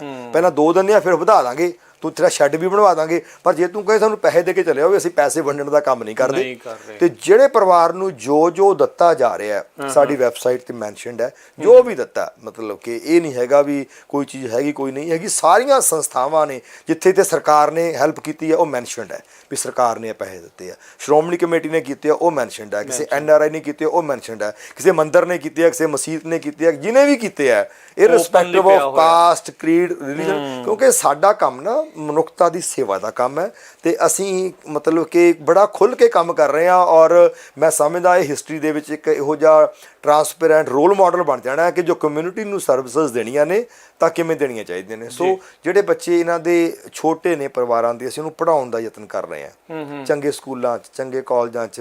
ਹਰ ਪਰਿਵਾਰ ਨਾਲ ਅਸੀਂ ਇੱਕ ਅਧਿਆਪਕ, ਇੱਕ ਪ੍ਰੋਫੈਸਰ ਨੂੰ ਪਰਿਵਾਰ ਦਾ ਕੋਆਰਡੀਨੇਟਰ ਨਿਯੁਕਤ ਕਰ ਰਹੇ ਹਾਂ, ਤਾਂ ਕਿ ਉਹ ਪਰਿਵਾਰ ਨਾਲ ਰੋਜ਼ ਰਾਬਤਾ ਰੱਖੇ, ਉਹਦੀਆਂ ਲੋੜਾਂ ਪੂਰੀਆਂ ਕਰੇ, ਦਿਸ਼ਾ ਦੇਵੇ ਉਹਨਾਂ ਨੂੰ। ਕਹਾਂ ਬੱਚਿਆਂ ਨੇ ਪੜ੍ਹਨਾ, ਉਹਨਾਂ ਦੀ ਕਰੀਅਰ ਕਾਉਂਸਲਿੰਗ ਹੋਣੀ ਹੈ, ਕਿੱਥੇ ਐਡਮਿਸ਼ਨ ਲੈਣੀ ਹੈ, ਕਿਵੇਂ ਕੀ ਕਰਨਾ। ਹੁਣ ਦੇਖੋ ਸਰਕਾਰ ਨੇ ਨੌਕਰੀਆਂ ਦਿੱਤੀਆਂ ਕਰੀਬ 200 ਪਰਿਵਾਰਾਂ ਨੂੰ। ਅਸੀਂ ਆਪਣੇ ਵੱਲੋਂ ਯਤਨ ਕੀਤਾ ਵੀ ਜਿਹੜੇ ਪਰਿਵਾਰਾਂ ਨੂੰ ਅਸੀਂ ਰਿਵਿਊ ਕਰ ਰਹੇ ਹਾਂ, ਪਹੁੰਚ ਕਰ ਰਹੇ ਹਾਂ, ਹਰ ਪਰਿਵਾਰ ਦੇ ਫਾਰਮ ਭਰਾ ਕੇ ਡਿਪਟੀ ਕਮਿਸ਼ਨਰ ਆਫਿਸ ਤੱਕ ਪਹੁੰਚਾਇਆ। ਉਹ ਵਿਚਾਰਿਆਂ ਨੂੰ ਕੀ ਪਤਾ ਕਿੱਥੇ ਅਪਲਾਈ ਕਰਨਾ ਹੈ ਨਾ। ਫਿਰ ਉਹਨਾਂ ਦੀਆਂ ਜੁਆਇਨਿੰਗ, ਉਹਨਾਂ ਨੂੰ ਤਾਂ ਜਿੱਦਾਂ ਸੇਧ ਦੇ ਦੂੰਗੇ ਉਹਨਾਂ ਨੇ ਉਸ ਹਿਸਾਬ ਦੇ ਨਾਲ। ਬਹੁਤਾਂ ਨੂੰ ਤਾਂ ਪਤਾ ਹੀ ਨਹੀਂ ਲੱਗਿਆ ਵੀ ਸਰਕਾਰ ਨੌਕਰੀਆਂ ਦੇ ਰਹੀ ਹੈ, ਡਾਕੂਮੈਂਟ ਉੱਥੇ ਕਿਵੇਂ, ਕਿਉਂਕਿ ਬਹੁਤ ਸਾਰੇ ਕੇਸ ਤਾਂ ਮੀਡੀਆ 'ਚ ਹੀ ਨਹੀਂ ਆਏ। ਜੇ ਮੈਂ ਸਰਕਾਰੀ ਦਫ਼ਤਰਾਂ ਨੇ ਵੀ ਪਹੁੰਚ ਕੀਤੀ ਹੈ, ਉਹਨਾਂ ਨੇ ਵੀ ਮੀਡੀਆ 'ਚੋਂ ਕੇਸ ਲਏ, ਕੇਸ ਸਾਰੇ ਮੀਡੀਆ 'ਚ ਹੈ ਹੀ ਨਹੀਂ। ਸੋ ਡਾਕਟਰ ਸਾਹਿਬ, ਇਹ ਜਿਹੜੇ ਵੈਬਸਾਈਟ ਦਾ ਵੀ ਜ਼ਿਕਰ ਕਰਦੇ ਹੋ ਵੀ ਕਿਹੜੀ ਵੈਬਸਾਈਟ ਦੇ ਉੱਤੇ ਜਿਹੜੀ ਇਨਫੋਰਮੇਸ਼ਨ ਆ, ਕਿੱਥੋਂ ਪਤਾ ਲੱਗ ਸਕਦਾ ਹੈ? www.atampargas, ATAMPARGAS, A for apple, T temple, A फिर apple, M monkey, Pargas, P parrot, A apple, R rat, G god, A apple, S sun। So atampargas.org, ਉੱਥੇ ਜਾ ਕੇ ਸਾਰੀਆਂ ਡਿਟੇਲਸ ਤੁਸੀਂ ਦੇਖ ਸਕਦੇ ਹੋ ਜੀ। ਸੋ ਰਾਈਟ ਨਾਓ ਤੁਹਾਡੀ ਕਿੰਨੀ ਕੁ ਵੱਡੀ ਟੀਮ ਹੈਗੀ ਆ ਜਿਹੜੇ ਇਸ ਪੂਰੇ ਪ੍ਰੋਜੈਕਟ ਨੂੰ ਦੇਖ ਰਹੀ ਹੈਗੀ? ਦੇਖੋ ਜੀ, ਟੀਮ ਤਾਂ ਇਦਾਂ ਹੈਗੀ ਹੈ, ਜਿੱਥੇ ਪ੍ਰਮਾਤਮਾ ਦਾ ਹੱਥ ਹੋਵੇ ਨਾ, ਉੱਥੇ ਪ੍ਰਮਾਤਮਾ ਆਪ ਹੀ ਟੀਮ ਬਣ ਜਾਂਦਾ ਹੈ। ਸਾਨੂੰ ਪਤਾ ਹੀ ਨਹੀਂ ਟੀਮ ਕਿੱਡੀ ਕੁ ਵੱਡੀ ਹੈ, ਇੰਨੇ ਪਰਿਵਾਰਾਂ ਤੱਕ ਪਹੁੰਚ ਹੋ ਰਹੀ ਹੈ। ਵਲੰਟੀਅਰਸ ਬਹੁਤ ਜੁੜ ਰਹੇ ਨੇ, ਬੜਾ ਵੱਡਾ ਕਾਫਲਾ ਬਣ ਰਿਹਾ। ਪਰ ਸਾਨੂੰ ਜ਼ਿੰਮੇਵਾਰ, ਕਿਉਂਕਿ ਜੋ ਵਲੰਟੀਅਰ ਆਉਂਦੇ ਨੇ ਨਾ, ਅਸੀਂ ਪਰਿਵਾਰਾਂ ਨਾਲ ਵਲੰਟੀਅਰ ਨੂੰ ਜੋੜਨਾ ਹੁੰਦਾ ਹੈ, ਤੇ ਸਾਡੀ ਉੱਥੇ ਇੱਕ ਬੜੀ ਵੱਡੀ ਜ਼ਿੰਮੇਵਾਰੀ ਹੁੰਦੀ ਹੈ ਕਿ ਜੈਨੂਇਨ ਲੋਕਾਂ ਨੂੰ ਪਰਿਵਾਰਾਂ ਨਾਲ ਜੋੜਿਆ ਜਾਵੇ। ਉਹਦੇ ਉਹ ਅਸੀਂ ਆਪਣਾ ਯਤਨ ਕਰ ਰਹੇ ਹਾਂ। ਸਾਨੂੰ ਲੋੜ ਹੈ ਕਿ ਸਾਨੂੰ ਰੈਫਰੈਂਸ ਦੇ ਨਾਲ ਚੰਗੇ ਜਿਹੜੇ ਇਨਸਾਨ ਨੇ ਉਹ ਆਪਣੇ ਰੈਫਰੈਂਸ ਨਾਲ ਵਲੰਟੀਅਰ ਸਾਨੂੰ ਦੇਣ, ਤੇ ਤਾਂ ਕਿ ਅਸੀਂ ਉਹ, ਕਿਉਂਕਿ ਪਰਿਵਾਰਾਂ 'ਚ ਬਜ਼ੁਰਗ ਨੇ, ਭੈਣਾਂ ਨੇ, ਮਾਤਾਵਾਂ ਨੇ, ਜਿਸ ਬੰਦੇ ਨੂੰ ਪਰਿਵਾਰ ਦੀ ਅਸੀਂ ਦੇਣੀ ਹੈ ਜ਼ਿੰਮੇਵਾਰੀ, ਤੇ ਉਹਦਾ ਸਾਨੂੰ ਪਹਿਲਾਂ ਸਾਰਾ ਰੈਕੋਰਡ ਦੇਖਣਾ ਪੈਂਦਾ, ਉਹਨੂੰ ਵੀ ਵੈਟ ਕਰਨਾ, ਉਹਨੂੰ ਉਹਦੀ ਵੀ ਵੈਟਿੰਗ ਕਰਨੀ ਪੈਂਦੀ ਹੈ ਵੀ ਇਹ ਸ਼ਖਸ ਕਿੱਥੋਂ ਆਇਆ। ਆਬਵੀਅਸਲੀ ਛੋਟੀ ਜੀ ਜ਼ਿੰਮੇਵਾਰੀ ਨਹੀਂ ਹੈਗੀ, ਕਿਸੇ ਦੇ ਪਰਿਵਾਰ ਦੀ ਜ਼ਿੰਮੇਵਾਰੀ ਤਾਂ ਨਹੀਂ। ਜੇ ਉਹ ਵਿੱਚ ਹੀ ਆਪ ਘਪਲਾ ਕਰਨ ਵਾਲਾ ਆ ਗਿਆ ਤਾਂ ਫਿਰ ਕੰਮ ਉੱਥੇ ਮਤਲਬ ਕੀ ਹੋਣੀ ਆ ਜੀ।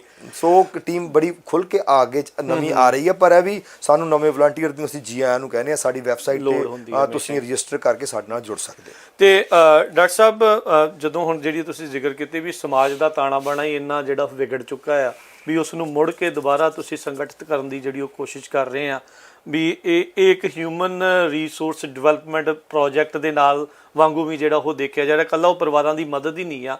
ਸੋ ਕਿੱਦਾਂ ਦਾ ਹੁੰਗਾਰਾ ਤੁਸੀਂ ਹੁਣ ਜ਼ਿਕਰ ਤਾਂ ਕੀਤਾ ਹੈ ਦੋਨਾਂ ਚੀਜ਼ਾਂ ਦੇ ਵੀ, ਚੰਗੇ ਵੀ ਆ ਤੇ ਕੁਛ ਅਜਿਹੇ ਵੀ ਆ ਵੀ ਇਕੱਲੇ ਸਾਨੂੰ ਪੈਸੇ ਦੇ ਕੇ ਇੱਦਾਂ ਕਰੋ। ਸੋ ਕਿੱਦਾਂ ਦੀਆਂ ਤੁਹਾਨੂੰ ਇਸ ਟਾਈਮ ਔਕੜਾਂ ਜਿਹੜੀਆਂ ਹੈਗੀਆਂ ਆ ਜਿਸ ਨੂੰ ਸਰ ਕਰਨਾ ਬਹੁਤ ਲਾਜ਼ਮੀ ਲੱਗ ਰਿਹਾ? ਦੇਖੋ ਜੀ, ਇੱਕ ਤਾਂ ਮੇਰੀ ਸ਼ਬਦਾਵਲੀ 'ਚ, ਮੇਰੀ ਡਿਕਸ਼ਨ 'ਚ ਔਕੜ ਸ਼ਬਦ ਨਹੀਂ ਹੈਗਾ। ਠੀਕ ਹੈ ਜੀ। ਮੈਂ ਆਪਣੀ ਟੀਮ ਨੂੰ ਵੀ ਕਹਿੰਦਾ, ਚੜ੍ਹਦੀ ਕਲਾ ਨਿਵਾਸ ਸੁਰਤ ਨੂੰ ਸਦਾ ਹੀ ਰੱਖਣਾ, ਇਹ ਭਾਈ ਵੀਰ ਸਿੰਘ ਹੈ ਸਾਡੀ ਸਿੱਖੀ ਹੈ, ਚੜ੍ਹਦੀ ਕਲਾ ਨਿਵਾਸ। ਸੋ ਵੀ ਔਕੜ ਤਾਂ ਹੈ ਹੀ ਕੋਈ ਨਹੀਂ ਹੈਗੀ, ਹੈ ਨਾ।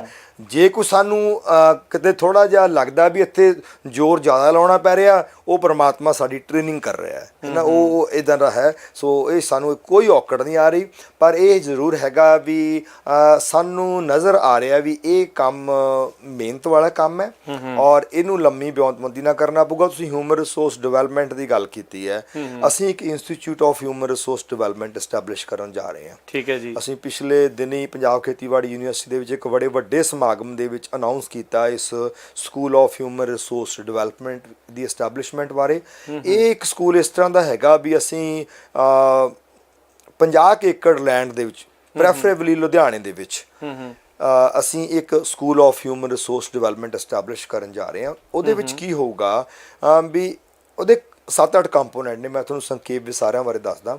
ਸਭ ਤੋਂ ਪਹਿਲਾਂ ਤਾਂ ਅਸੀਂ ਉਸ ਸਕੂਲ ਦੇ ਵਿੱਚ 5 ਕਿਸਾਨ, ਠੀਕ ਹੈ, ਉਹਨਾਂ ਨੂੰ 2-2 ਏਕੜ ਦੀ ਲੈਂਡ ਦੇਵਾਂਗੇ, ਵਿੱਚੇ ਘਰ ਬਣਾ ਕੇ ਵੀ ਦੇਵਾਂਗੇ। ਠੀਕ ਹੈ। ਤੇ ਉਹਨਾਂ ਨੇ ਉੱਥੇ ਕਰਨਾ ਕੀ ਹੈ ਉਹ ਅਸੀਂ ਉਹਨਾਂ ਨੂੰ ਗਾਈਡ ਕਰਾਂਗੇ। ਠੀਕ ਹੈ। ਤੇ 5 ਕਿਸਾਨ ਵੱਖ-ਵੱਖ ਪਰਿਵਾਰਾਂ ਤੋਂ ਹੋਣਗੇ, ਪਰ ਉਹ ਇੱਕ ਪਰਿਵਾਰ ਦੇ ਰੂਪ 'ਚ ਰਹਿਣਗੇ, ਕਿਉਂਕਿ ਇਹ ਬੜਾ ਵੱਡਾ ਸੁਨੇਹਾ ਦੇਣ ਦੀ ਲੋੜ ਹੈ। ਸਾਡੇ ਬਜ਼ੁਰਗਾਂ ਕੋਲੇ 20 ਕਿੱਲੇ 30 ਕਿੱਲੇ ਦੀ ਜ਼ਮੀਨ ਸੀ, ਉਹ 20 ਦੀ 10 ਹੋਈ, 10 ਦੀ 5 ਹੋਈ, 5 ਦੀ 2.5 ਹੋ ਗਈ ਹੈ। ਤੇ ਇਹ ਆਏ ਨਹੀਂ ਕੰਮ ਚੱਲਣਾ। ਮੈਂ ਜਿਹੜੀ ਤੁਹਾਨੂੰ ਗੱਲ ਕਰ ਰਿਹਾ, ਮੋਰਲ ਰੀਕਨਸਟਰਕਸ਼ਨ ਦੀ ਲੋੜ ਹੈ। ਅਸੀਂ 5 ਪਰਿਵਾਰਾਂ ਵਿੱਚੋਂ ਵੱਖਰੇ ਕਿਸਾਨ ਲਿਆ ਕੇ ਉਹਨਾਂ ਨੂੰ ਉੱਥੇ ਬਿਠਾਵਾਂਗੇ। ਉਹਨਾਂ ਕੋਲ 2-2 ਏਕੜ ਥਾਂ ਹੋਵੇਗਾ, ਉਹਦੇ 'ਚ ਜੋ ਕਮਾਉਣਗੇ ਉਹਨਾਂ ਦਾ ਹੋਵੇਗਾ, ਪਰ ਉਹ ਰਲ ਕੇ ਖੇਤੀਬਾੜੀ ਕਰਨਗੇ। ਉਹਨਾਂ ਦੇ ਸੰਦ ਸਾਂਝੇ ਹੋਣਗੇ, ਉਹਨਾਂ ਦੀ ਮਸ਼ੀਨਰੀ ਸਾਂਝੀ ਹੋਊਗੀ, ਉਹ ਆਪਣਾ ਕੇ ਵਿਚਾਰ ਕੇ ਗੱਲ ਕੰਮ ਕਰਨਗੇ। ਇੱਕ ਦੇ ਜਿਹੜੇ ਪ੍ਰੋਡਕਟਸ ਨੇ ਦੂਏ ਜਿਹੜੇ ਰੀਸਾਈਕਲ ਹੋਣਗੇ, ਉਹਨੂੰ ਇੱਦਾਂ ਦਾ ਢਾਂਚਾ ਬਣਾ ਕੇ ਦੇਵਾਂਗੇ ਕਿ ਉਹ ਆਪਸ ਦੇ ਵਿੱਚ ਕੋਆਪਰੇਟ ਕਰਨਗੇ। ਤੇ ਫਿਰ ਅਸੀਂ ਸਾਰੇ ਪੰਜਾਬ ਨੂੰ ਇੱਕ ਮੈਸੇਜ ਦੇਵਾਂਗੇ ਕਿ ਬਾਈ ਆਹ ਦੇਖੋ, ਇਹ 5 ਪਰਿਵਾਰਾਂ ਦੇ ਜੇ ਆਏ ਆਹ ਕਰ ਸਕਦੇ ਹੈ, ਹੈ ਨਾ, ਤੇ ਤੁਸੀਂ ਕਿਉਂ ਕਿਹੜੇ ਕੁਰਾਹੇ ਪੈ ਗਏ ਹੋ। ਮਤਲਬ ਕਿ ਵਿਗਿਆਨ ਦੀ ਗੱਲ ਬਾਅਦ ਵਿੱਚ ਹੈ, ਪਹਿਲਾਂ ਤਾਂ ਲੋਕਾਂ ਦੇ ਅੰਦਰ ਜਿਹੜੀ ਉਹ ਜੈਨੇਟਿਕ ਡਿਵੈਲਪਮੈਂਟ ਗਲਤ ਹੋ ਗਈ ਹੈ ਨਾ, ਉਹਨੂੰ ਚੇਂਜ ਕਰਨ ਦੀ ਲੋੜ ਹੈਗੀ ਹੈ। ਉਹ ਸਾਡਾ ਇਹ ਹਿਊਮਨ ਰਿਸੋਰਸ ਡਿਵੈਲਪਮੈਂਟ ਅਸੀਂ ਇਹ ਕੰਮ ਕਰਾਂਗੇ। ਸੈਕੰਡ, ਇਸੇ ਹੀ ਥਾਂ ਤੇ ਅਸੀਂ ਇੱਕ ਫਾਰਮਰਸ ਟ੍ਰੇਨਿੰਗ ਸੈਂਟਰ ਖੋਲ੍ਹਣ ਜਾ ਰਹੇ ਹਾਂ, ਜਿੱਥੇ ਕਿਸਾਨਾਂ ਨੂੰ ਜਿਹੜੀਆਂ ਪੰਜਾਬ ਖੇਤੀਬਾੜੀ ਯੂਨੀਵਰਸਿਟੀ ਦੀਆਂ ਉੱਤਮ ਤਕਨੀਕਾਂ ਨੇ ਉਹਨਾਂ ਨੂੰ ਅਪਣਾਉਣ ਦੇ ਲਈ ਅਸੀਂ ਜਿਹੜਾ ਅਸੀਂ ਪਹਿਲਾਂ ਹੀ ਗੱਲ ਕੀਤੀ ਕਿ ਖੋਜ ਤਾਂ ਹੋਈ ਪਈ ਹੈ, ਪਰ ਉਹ ਲੋਕਾਂ ਤੱਕ ਨਹੀਂ ਪਹੁੰਚ ਰਹੀ, ਹੈ ਨਾ।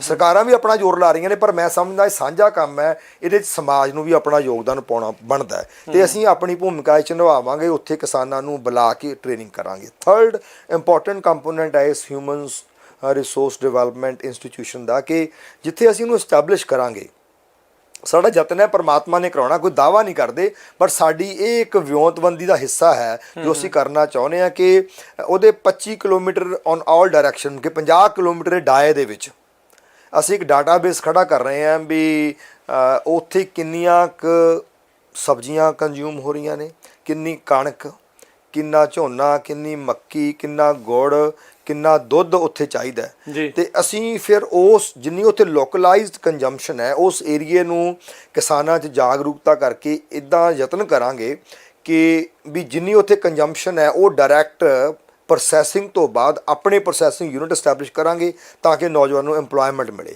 ਤੇ ਕਿਸਾਨ ਨੂੰ ਉਹਦੀ ਵੱਧ ਆਮਦਨ ਮਿਲੇ। ਉੱਥੋਂ ਪ੍ਰੋਡਿਊਸ ਕਰਕੇ ਉਸੇ 50 ਕਿਲੋਮੀਟਰ ਡਾਏ 'ਚ ਉਹਨੂੰ ਕੰਜ਼ਿਊਮ ਕਰਾਵਾਂਗੇ। ਤੇ ਜਿਹੜਾ ਬਚ ਜਾਂਦਾ ਪ੍ਰੋਡਿਊਸ, ਅਸੀਂ ਉਹਦੀ ਮਾਰਕੀਟਿੰਗ ਦੇ ਬੰਦੋਬਸਤ ਯਤਨ ਕਰਾਂਗੇ ਕਿ ਉਸ ਪ੍ਰੋਡਿਊਸ ਨੂੰ ਐਕਸਪੋਰਟ ਕੀਤਾ ਜਾਵੇ ਜਾਂ ਉਹਨੂੰ ਇਸ ਢੰਗ ਦੇ ਨਾਲ ਪ੍ਰੋਸੈਸ ਕਰਕੇ ਮਾਰਕੀਟ 'ਚ ਲਿਆਂਦਾ ਜਾਵੇ, ਤਾਂ ਕਿ ਕਿਸਾਨ ਦੀ ਆਮਦਨ ਜਿਹੜੀ ਹੈ ਇਸ ਵੇਲੇ ਉਹ ਮੰਡੀ ਸੁੱਟਦਾ ਨਾ ਫਸਲ ਨੂੰ, ਸੁੱਟਣ ਵਾਲਾ ਕੰਮ ਖਤਮ ਕਰੀਏ। ਉਹ ਪਲੈਨਿੰਗ, ਉਹ ਪੂਰਾ 50 ਕਿਲੋਮੀਟਰ ਦਾ ਡਾਇਆ ਪਲੈਨਿੰਗ ਦੇ ਨਾਲ ਬੀਜੇਗਾ ਔਰ ਪਹਿਲਾਂ ਲੋਕਲ ਕੰਜ਼ੰਪਸ਼ਨ ਪੂਰੀ ਕੀਤੀ ਜਾਊਗੀ, ਫਿਰ ਅਸੀਂ ਉਹਨੂੰ ਬਾਹਰ ਲੈ ਕੇ ਜਾਵਾਂਗੇ, ਐਕਸਪੋਰਟ ਹੋਵੇਗਾ ਜਾਂ ਪ੍ਰੋਸੈਸ ਹੋਵੇਗਾ। ਇਹ ਕੰਮ ਹੈ ਬਹੁਤ ਵੱਡਾ, ਕੰਮ ਤਾਂ ਬਹੁਤ ਵੱਡਾ ਹੁਣ, ਪਰ ਹੈ ਵੀ ਇਹ ਸਾਡੀ, ਅਸੀਂ ਗੁਰੂ ਨਾਨਕ ਸਾਹਿਬ ਦੇ ਚਰਨਾਂ 'ਚ ਅਰਦਾਸਾਂ ਸੋਧ ਕੇ ਇਹ ਸੰਕਲਪ ਲੈ ਲਿਆ ਹੋਇਆ ਵੀ ਇਸ ਕੰਮ ਨੂੰ ਆਪਾਂ ਦੇਖੋ ਗੱਲਾਂ ਕਰਦੇ ਹਾਂ, ਰੋਲ ਮਾਡਲ ਸਮਾਜ ਖੜਾ ਹੋਣਾ ਚਾਹੀਦਾ ਹੈ। ਮਹਾਰਾਜਾ ਰਣਜੀਤ ਸਿੰਘ ਦਾ ਰਾਜ ਹਰ ਪੋਲੀਟੀਸ਼ੀਅਨ ਕਹਿ ਰਿਹਾ ਕਿ ਸਾਡੀ ਸਰਕਾਰ ਦਊਗੀ, ਪਰ ਕਿਸੇ ਨੇ ਸੋਚਿਆ ਨਹੀਂ ਉਹ ਹੈ ਕੀ ਸੀਗਾ। ਉਹ ਇੱਕ ਕੋਆਪਰੇਟਿਵ ਸਿਸਟਮ ਸੀਗਾ, ਲੋਕੀ ਰਲ ਮਿਲ ਕੇ ਰਹਿੰਦੇ ਸੀਗੇ। ਤੇ ਅਸੀਂ ਇਹ ਯਤਨ ਕਰਨਾ ਵੀ ਜਿੱਥੇ ਸਾਡਾ school of human resource development ਬਣੇਗਾ ਉਸ ਇਲਾਕੇ ਨੂੰ ਅਸੀਂ ਇੱਕ ਰੋਲ ਮਾਡਲ ਯੂਨਿਟ ਵਜੋਂ ਸਮਾਜ ਨੂੰ ਦੇਣ ਦਾ ਯਤਨ ਕਰਾਂਗੇ। ਅਕਾਲ ਪੁਰਖ ਦੇ ਹੁਕਮ 'ਚ ਜਿਵੇਂ ਹੋਣਾ ਉਸੇ ਤਰ੍ਹਾਂ ਹੀ ਹੋਣਾ ਹੁੰਦਾ, ਪਰ ਸਾਡੀਆਂ ਭਾਵਨਾਵਾਂ ਸੁਹਿਰਦ ਨੇ ਕਿ ਇਸ ਕੰਮ ਨੂੰ ਅਸੀਂ ਯਤਨ ਦੇ ਨਾਲ ਕਰਾਂਗੇ। ਪੋਜ਼ਿਟਿਵ ਨੇ, ਚੜ੍ਹਦੀ ਕਲਾ ਵਾਲੀਆਂ ਭਾਵਨਾਵਾਂ ਨੇ, ਤੇ ਆਪਾਂ ਚਾਹੁੰਦੇ ਹਾਂ ਵੀ ਸਾਰੇ ਜਣੇ ਅਜਿਹੇ ਪ੍ਰੋਜੈਕਟਸ ਨੂੰ ਜਿਹੜਾ ਵੱਧ ਤੋਂ ਵੱਧ ਸਪੋਰਟ ਕਰਨ। ਸਵਾਲ ਇੱਥੇ ਵੀ ਡਾਕਟਰ ਸਾਹਿਬ ਫਿਰ ਆ ਜਾਂਦਾ ਵੀ ਜਦੋਂ ਲੋਕਲ ਬਣਦਾ ਆ ਤੇ ਜਦੋਂ ਲੋਕਲ ਵੇਚਣਾ ਆ, ਹੁਣ ਆਦਤ ਪੈ ਚੁੱਕੀ ਹੈ ਲੋਕਾਂ ਨੂੰ ਇੱਦਾਂ, ਹੁਣ ਤਾਂ ਸਰਕਾਰਾਂ ਤੇ ਸਾਰਿਆਂ ਨੂੰ ਮੁਫਤਖੋਰ ਬਣਾਉਣ ਦੇ ਉੱਤੇ ਤੁਰੀਆਂ ਹੋਈਆਂ ਆ ਵੀ ਉਹ ਚੀਜ਼ ਥੋੜੀ ਮਹਿੰਗੀ ਵੀ ਹੁੰਦੀ ਆ। ਸੋ ਲੋਕਾਂ ਨੂੰ ਥੋੜਾ ਜਿਹਾ ਕੌੜਾ ਘੁੱਟ ਤਾਂ ਭਰਨਾ ਪੈਣਾ ਵੀ ਜੇ ਆਪਾਂ ਅਜਿਹੇ ਪ੍ਰੋਜੈਕਟਸ ਨੂੰ ਸਪੋਰਟ ਕਰਨਾ। ਕੌੜਾ ਘੁੱਟ ਨਹੀਂ ਆ ਵੀ ਸਾਥ ਆਪਣਾ ਹੀ ਦੇਣਾ ਹੈ, ਆਪਣਾ ਹੀ ਫਾਇਦਾ ਹੈ ਕਈ ਚੀਜ਼ਾਂ ਦਾ। ਉਸ ਦੇ ਨਹੀਂ, ਇਹ ਸਸਤਾ ਹੋਵੇਗਾ ਜੀ। ਅਸੀਂ ਸਾਰਾ ਕੁਛ ਇਹਦੀਆਂ ਕੈਲਕੂਲੇਸ਼ਨਸ ਔਰ ਇਹ ਪਲੈਨਿੰਗ ਅਸੀਂ ਕਰ ਰਹੇ ਹਾਂ ਬਰੀਕੀ ਦੇ ਵਿੱਚ। ਮਹਿੰਗਾ ਨਹੀਂ ਹੋਵੇਗਾ, ਸਸਤੇ ਕੋ ਲੋਕਲ ਪ੍ਰੋਡਿਊਸ ਹੈ, ਲੋਕਲ ਕੰਜ਼ਿਊਮ ਹੋ ਰਹੀ ਹੈ, ਠੀਕ ਹੈ।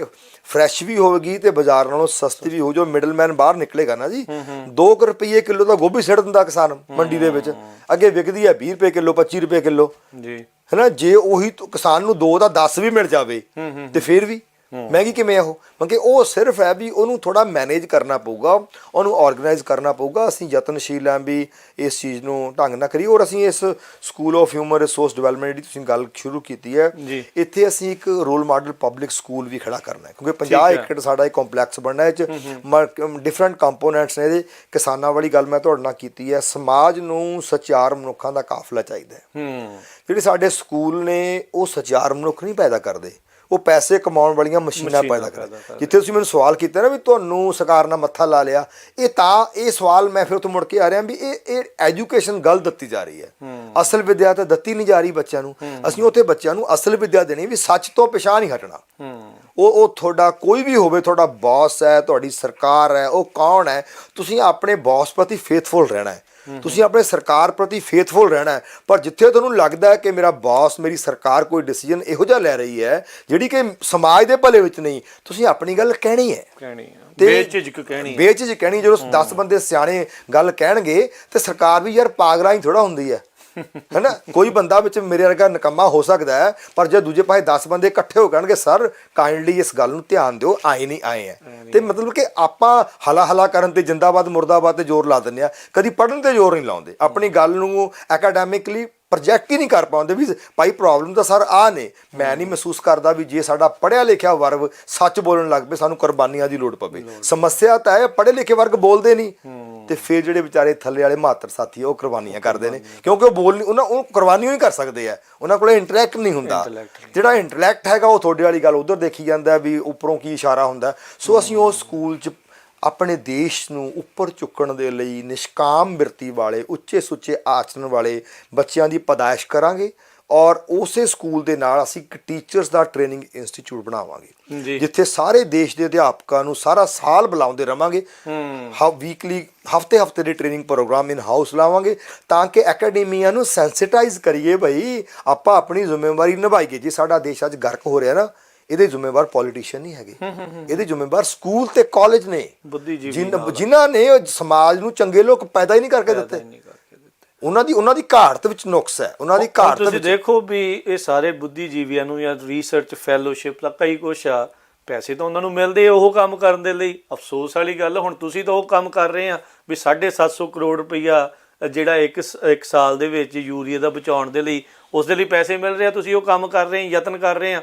ਦੂਜੇ ਕਹਿੰਦੇ ਆ ਵੀ ਅਸੀਂ ਕਰਨਾ ਹੀ ਨਹੀਂ, ਜਾਂ ਕਰਦੇ ਆ ਤੇ ਜਿੱਦਾਂ ਤੁਸੀਂ ਕਿਹਾ ਵੀ ਪ੍ਰੋਜੈਕਟ ਦੀਆਂ ਫਾਈਲਾਂ ਵਿੱਚ ਰਹਿ ਜਾਂਦੀਆਂ। ਚਲੋ ਆਪਾਂ ਇਹ ਯਤਨ ਕਰ ਰਹੇ ਹਾਂ ਵੀ ਅਸੀਂ ਉਸ ਸਕੂਲ ਨੂੰ ਐਸਟੈਬਲਿਸ਼ ਕਰਕੇ ਉੱਥੋਂ ਇੱਕ ਸੋਹਣੇ ਸੁਨੱਖੇ, ਹੈ ਨਾ, ਤੇ ਜ਼ਿੰਮੇਵਾਰ ਵਿਅਕਤੀਆਂ ਦੀ ਪੈਦਾਇਸ਼ ਕਰੀਏ। ਉੱਥੇ ਇੱਕ ਟੀਚਰਸ ਟ੍ਰੇਨਿੰਗ ਇੰਸਟੀਚਿਊਟ ਐਸਟੈਬਲਿਸ਼ ਕਰਾਂਗੇ, ਜਿੱਥੇ ਅਧਿਆਪਕ ਸਾਰਾ ਸਾਲ ਆ ਕੇ ਸਾਰੇ ਦੇਸ਼ ਵਿੱਚੋਂ ਟ੍ਰੇਨਿੰਗ ਲੈ ਸਕਣ। ਫਿਰ ਅਸੀਂ ਉੱਥੇ ਇੱਕ ਕਰੀਅਰ ਗਾਈਡੈਂਸ ਸੈਂਟਰ ਖੜਾ ਕਰਨਾ ਹੈ, ਕਿਉਂਕਿ ਸਾਡੇ ਪਿੰਡਾਂ 'ਚ ਬੱਚਿਆਂ 'ਚ ਟੈਲੈਂਟ ਬਹੁਤ ਹੈ, ਪਰ ਕਿਸੇ ਨੂੰ ਪਤਾ ਹੀ ਨਹੀਂ ਕੀ ਕਰਨਾ ਕੀ ਆ। ਉਹ ਬੱਚਿਆਂ ਨੂੰ ਕਰੀਅਰ ਗਾਈਡੈਂਸ ਦੇਣੀ। ਅਸੀਂ ਉਸੇ ਹੀ ਇੰਸਟੀਚਿਊਟ ਦੇ ਵਿੱਚ ਇੱਕ ਲੀਡਰਸ਼ਿਪ ਟ੍ਰੇਨਿੰਗ ਇੰਸਟੀਚਿਊਟ ਵੀ ਖੜਾ ਕਰਾਂਗੇ, ਜਿੱਥੋਂ ਅਸੀਂ ਜਿਹੜੇ ਬੱਚਿਆਂ 'ਚ ਗੁਣ ਹੈ ਲੀਡਰਸ਼ਿਪ ਦਾ ਉਹਨਾਂ ਨੂੰ ਘੜਾਂਗੇ, ਤਾਂ ਕਿ ਉਹ ਪੜ੍ਹ ਲਿਖ ਕੇ ਸਮਾਜ ਵਿੱਚ ਜਦੋਂ ਆਉਣ ਤਾਂ ਸਮਾਜ ਦੇ ਚੰਗੇ ਨਾਗਰਿਕ ਬਣ ਕੇ ਯੂਨੀਵਰਸਿਟੀਆਂ ਦੇ vice chancellor, scientist, doctor, engineer, ਸਰਕਾਰ ਦਾ ਹਿੱਸਾ ਬਣਨ ਔਰ ਆਪਣੇ ਦੇਸ਼ ਨੂੰ ਵਧੀਆ ਢੰਗ ਨਾਲ ਚਲਾਉਣ। ਅਸੀਂ ਉੱਥੋਂ ਉਹ ਲੀਡਰਸ਼ਿਪ ਟ੍ਰੇਨਿੰਗ ਕਰਾਂਗੇ। ਔਰ ਅਸੀਂ ਉਹਦੇ ਵਿੱਚ ਬੱਚਿਆਂ ਨੂੰ ਮੁਕਾਬਲੇ ਦੇ ਇਮਤਿਹਾਨ ਜਿਹੜੇ ਸਿਵਲ ਸਰਵਿਸ ਦੇ ਨੇ, ਦੇ ਕੰਪੀਟੀਟਿਵ ਐਗਜ਼ਾਮੀਨੇਸ਼ਨ ਨੇ ਉਹਨਾਂ ਦੇ ਵਿੱਚ ਵੀ ਬੱਚਿਆਂ ਨੂੰ ਮਸ਼ੀਨ ਦੇ ਹਰ ਹਿੱਸੇ ਦੇ ਵਿੱਚ ਜਿਹੜਾ ਆ ਉਸ ਤਾਂ ਕਿ ਸੱਚਮੁੱਚ ਮਨੁੱਖੀ ਵਸੀਲਿਆਂ ਦਾ ਵਿਕਾਸ ਹੋ ਸਕੇ। ਉਹ ਸਕੂਲ ਦਾ ਨਾਮ ਵੀ ਇਹੀ ਹੈ, school of human resource development. So ਇਹ ਵੀ ਆਤਮ ਪ੍ਰਕਾਸ਼ ਪ੍ਰੋਜੈਕਟ ਦੇ ਅੰਡਰ ਆ ਜਾਂ ਇਹਦੇ ਪੈਰਲਲ ਆ, ਇਹ ਨਾਲ ਹੀ? ਨਹੀਂ ਜੀ, ਆਤਮ ਪ੍ਰਕਾਸ਼ ਦੀ ਟੀਮ ਹੀ ਇਹ ਸਾਰੇ ਪ੍ਰੋਜੈਕਟ ਨੂੰ ਕਰ ਰਹੀ ਹੈ। ਆਤਮ ਪ੍ਰਕਾਸ਼ ਦਾ ਹੀ ਇਹ ਪ੍ਰੋਜੈਕਟ ਹੈਗਾ ਕਿ ਸਾਡਾ ਬੇਸਿਕ ਆਬਜੈਕਟਿਵ ਵੀ ਇਹ ਹੈ, ਸਾਡੀ ਆਰਗੇਨਾਈਜੇਸ਼ਨ ਦਾ ਜਿਹੜਾ ਮੇਨ ਮੈਂਡੇਟ ਹੈ ਕਿ ਅਸੀਂ ਸਮਾਜ ਨੂੰ ਚੰਗੇ ਹਿਊਮਨ ਰਿਸੋਰਸਸ ਡਿਵੈਲਪ ਕਰਕੇ ਦੇਣੇ ਨੇ। ਸੋ ਅਸੀਂ ਆਪਣਾ ਕਾਰਜ ਲੱਗੇ ਹੋਏ ਹਾਂ। ਬੱਚਿਆਂ ਵਾਸਤੇ ਅਸੀਂ ਬਹੁਤ ਵਧੀਆ ਸਿਲੇਬਸ ਤਿਆਰ ਕੀਤਾ ਹੈ। 24 ਕਿਤਾਬਾਂ ਨੇ, ਨਰਸਰੀ ਤੋਂ ਲੈ ਕੇ 9ਵੀਂ ਤੱਕ ਦੇ ਸਿਲੇਬਸ ਦੀਆਂ ਨੇ। ਇੰਡੀਆ ਦੇ ਵਿੱਚ 300 ਸਕੂਲ ਇਹਨਾਂ ਨੂੰ ਆਪਣੇ ਰੈਗੂਲਰ ਸਿਲੇਬਸ ਵਿੱਚ ਵਰਤਦੇ ਨੇ, ਔਰ ਇਹਨਾਂ ਕਿਤਾਬਾਂ ਦਾ ਜਿਹੜਾ ਆਧਾਰ ਹੈ ਉਹ ਸਾਡੀ ਖਾਲਸਾ ਦਰਬਾਰ ਲਾਹੌਰ ਦੀ ਵਿਦਿਅਕ ਪ੍ਰਣਾਲੀ ਹੈ। ਉਹ ਪ੍ਰਣਾਲੀ ਇਹ ਸੀਗੀ ਕਿ ਮੋਰਲ ਐਜੂਕੇਸ਼ਨ ਵਾਜ ਦਾ ਫਾਊਂਡੇਸ਼ਨ ਆਫ ਦਾ ਸਿਸਟਮ। ਬੱਚਿਆਂ ਨੂੰ ਇਹ ਪੜ੍ਹਾਇਆ ਜਾਂਦਾ ਹੈ ਕਿ ਅਸੀਂ ਸਾਰਿਆਂ ਵਿੱਚ ਇੱਕ ਪਰਮੇਸ਼ਰ ਦੀ ਜੋਤ ਨੂੰ ਦੇਖਣਾ ਹੈ ਨਾ। ਸਾਨੂੰ ਸਮੇਂ ਦੇ ਹਾਕਮਾਂ ਨੇ, ਮੁਸਲਮਾਨ ਹੈ, ਸਿੱਖ ਹੈ, ਈਸਾਈ ਹੈ, ਕ੍ਰਿਸਚਨ ਹੈ, ਇਹ ਕਾਲਾ ਹੈ, ਗੋਰਾ ਹੈ, ਇਹ ਹਿੰਦੀ ਬੋਲਦਾ, ਇਹ ਪੰਜਾਬੀ ਬੋਲਦਾ, ਇਹ ਫਲਾਣੀ ਬੋਲਦਾ। ਯਾਰ ਗੱਲ ਕੀ ਹੈ, ਕੋਈ ਜੋ ਮਰਜ਼ੀ ਬੋਲੇ, ਤੁਸੀਂ ਉਹ ਚੋਂ ਲੈਣਾ ਦੇਣਾ ਕੀ ਹੈ? ਤੁਹਾਡੇ ਅੰਦਰ ਉਸ ਮਨੁੱਖ ਦੇ ਗੁਣ ਭਰਨ ਦੀ ਸਮਰੱਥਾ ਹੈ ਕਿ ਨਹੀਂ? ਪੋਜ਼ਿਟਿਵਿਟੀ ਤੁਸੀਂ ਪੈਦਾ ਕਰਦੇ ਹੋ ਕਿ ਨਹੀਂ? ਸੋ ਸਾਡਾ ਫੋਕਸ ਇਹ ਹੈ ਇਹਨਾਂ ਕਿਤਾਬਾਂ ਰਾਹੀਂ ਬੱਚਿਆਂ 'ਚ ਪੋਜ਼ਿਟਿਵਿਟੀ ਪੈਦਾ ਕਰਨੀ ਹੈ ਔਰ ਉਹਨਾਂ ਨੂੰ ਇੱਕ ਕਾਫਲਾ ਬਣਾ ਕੇ ਏਕੇ ਦੇ ਵਿੱਚ ਅਗਾਂਹ ਵਧਣ ਦੇ ਲਈ ਤੋਰਨਾ ਹੈ। ਸੋ ਇਹ ਕਿਤਾਬਾਂ ਮਤਲਬ ਕਿ ਜੇ ਤੁਸੀਂ ਆਪਣੇ ਇਤਿਹਾਸ ਨੂੰ ਪੜ੍ਹੋ ਤਾਂ ਐਜੂਕੇਸ਼ਨ ਹੀ ਸਭ ਕੁਝ ਹੋਇਆ। ਜਦੋਂ ਈਸਟ ਇੰਡੀਆ ਕੰਪਨੀ ਕਾਬਜ ਹੁੰਦੀ ਹੈ ਪੰਜਾਬ ਦੇ ਉੱਤੇ ਤੇ ਉਦੋਂ ਉਹ ਦੇਖਦੀ ਹੈ ਕਿ ਵੀ ਪੰਜਾਬ ਬਹੁਤ ਸਟਰੋਂਗ ਹੈ, ਪੰਜਾਬ ਦੀ ਇਕਨੋਮੀ ਬਹੁਤ ਸਟਰੋਂਗ ਹੈ, ਡਿਫੈਂਸ ਬਹੁਤ ਸਟਰੋਂਗ ਹੈ, ਹੈਲਥ ਸਰਵਿਸਿਜ਼ ਬਹੁਤ ਸਟਰੋਂਗ ਨੇ। ਪੰਜਾਬ ਦਾ ਸਿੱਕਾ ਵਲੈਤ ਦੇ ਸਿੱਕੇ ਨਾਲੋਂ 12-13 ਗੁਣਾ ਵੱਧ ਕੀਮਤ ਰੱਖਦਾ ਸੀ। ਕਾਰਨ ਕੀ ਸੀ? ਉਹ ਐਜੂਕੇਸ਼ਨ ਸੀਗੀ, ਔਰ ਉਹਨਾਂ ਨੇ ਦੇਖਿਆ ਕਿ ਐਜੂਕੇਸ਼ਨ ਨੂੰ ਖਤਮ ਕਰਨਾ। ਉਹਨਾਂ ਨੇ ਆਪਣੀਆਂ ਕਿਤਾਬਾਂ ਪੜ੍ਹੋ ਗੋਰਿਆਂ ਦੀ, GW ਲੈਟਨ ਨੇ ਇਹਦੇ ਉੱਤੇ ਬਹੁਤ ਕੁਝ ਲਿਖਿਆ ਵੀ ਅਸੀਂ ਪੰਜਾਬ ਦੇ ਸਿਸਟਮ ਨੂੰ, ਐਜੂਕੇਸ਼ਨ ਸਿਸਟਮ ਨੂੰ ਤਬਾਹ ਕੀਤਾ, ਮੰਨਦਾ ਹੈ, ਔਰ ਕਹਿੰਦਾ ਸਾਨੂੰ 33 ਸਾਲ ਲੱਗੇ। ਔਰ ਉਹਨਾਂ ਨੇ ਸਾਡੇ ਕਾਇਦੇ 1858 ਵਿੱਚ ਸਾੜੇ, ਘਰ ਘਰ ਵਿੱਚੋਂ ਲੱਭ ਕੇ। ਸੋ ਅਸੀਂ ਉਹਨਾਂ ਕਾਇਦਿਆਂ ਨੂੰ ਮੁੜ ਸੁਰਜੀਤ ਕੀਤਾ ਹੈ। ਉਹਨਾਂ ਕਾਇਦਿਆਂ ਦੇ ਅੰਦਰ ਸਾਡੀ ਜਿਹੜੀ ਬੇਸਿਕ ਫੰਡਾਮੈਂਟਲ ਕਨਸੈਪਟ ਹੈ ਸਰਬੱਤ ਦੇ ਭਲੇ ਦਾ, ਪਰਮਾਤਮਾ ਨਾਲ ਜੁੜਨ ਦਾ, ਸਾਰਿਆਂ 'ਚ ਪਰਮਾਤਮਾ ਦੀ ਜੋਤ ਜਾਣ ਕੇ, ਮਤਲਬ ਕਿ ਚੜ੍ਹਦੀ ਕਲਾ 'ਚ ਰੱਬ ਦੇ ਭਰੋਸੇ ਦੇ ਵਿੱਚ ਸੱਚ ਨੂੰ ਸੱਚ ਕਹਿਣ ਦੀ ਜੁਰਤ ਰੱਖਣ ਦਾ। ਔਰ ਉਹਦੇ ਲਈ ਸਾਨੂੰ ਗੁਰੂ ਗ੍ਰੰਥ ਸਾਹਿਬ ਇੱਕ ਬਹੁਤ ਵੱਡਾ ਸਰੋਤ ਹੈ। ਗੁਰੂ ਗ੍ਰੰਥ ਸਾਹਿਬ, ਮੈਂ ਇਹ ਨਹੀਂ ਕਹਿੰਦਾ ਵੀ ਇਹ ਸਾਡਾ ਸਿੱਖਾਂ ਦਾ ਨਹੀਂ ਹੈ ਇਕੱਲਿਆਂ ਦਾ। ਇਹ ਬਰਟਲੈਂਡ ਰਸਲ ਨੇ ਗੱਲ ਲਿਖੀ ਹੈ ਵੀ ਸਿੱਖਾਂ ਦਾ ਇਹ ਗੁਨਾਹ ਕਦੀ ਮਾਫ ਨਹੀਂ ਕੀਤਾ ਜਾ ਸਕਦਾ ਜਿਨ੍ਹਾਂ ਨੇ ਗੁਰੂ ਗ੍ਰੰਥ ਸਾਹਿਬ ਦੀ ਆਈਡੀਓਲੋਜੀ, ਜਿਹੜੀ ਕਿ ਜ਼ਿੰਦਗੀ ਜਿਉਣ ਦੀ ਜਾਂਚ ਦੱਸਦੀ ਹੈ, ਲੋਕਾਂ ਤੱਕ ਪਹੁੰਚਾਈ ਹੋਈ ਨਹੀਂ ਹੈਗੀ।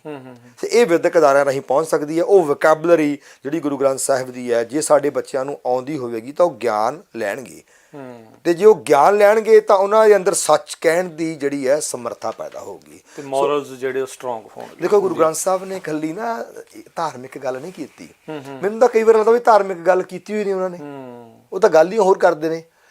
ਗੁਰੂ ਸਾਹਿਬ ਅਨਾਟਮੀ ਪੜ੍ਹਾਉਂਦੇ ਨੇ, ਫਿਜ਼ੀਓਲੋਜੀ ਪੜ੍ਹਾਉਂਦੇ ਨੇ, ਸੋਸ਼ੀਓਲੋਜੀ ਪੜ੍ਹਾਉਂਦੇ ਨੇ, ਕੈਮਿਸਟਰੀ ਪੜ੍ਹਾਉਂਦੇ ਨੇ, ਕਿ ਸਾਨੂੰ ਪਤਾ ਹੀ ਨਹੀਂ ਉਹ ਗੱਲ ਹੈ ਕੀ ਹੈ। ਜਿਸ ਲੈਵਲ ਤੇ ਚੜ੍ਹ ਕੇ ਗੁਰੂ ਨਾਨਕ ਸਾਹਿਬ ਨੇ ਗੱਲ ਕੀਤੀ ਹੈ, ਅੱਜ ਦੇ ਵਿਗਿਆਨੀਆਂ ਨੂੰ ਅਜੇ ਤੱਕ ਨਹੀਂ ਸਮਝ ਆਉਂਦੀ ਹੈ ਕਈ ਕੀ ਜਾਂਦੇ ਨੇ।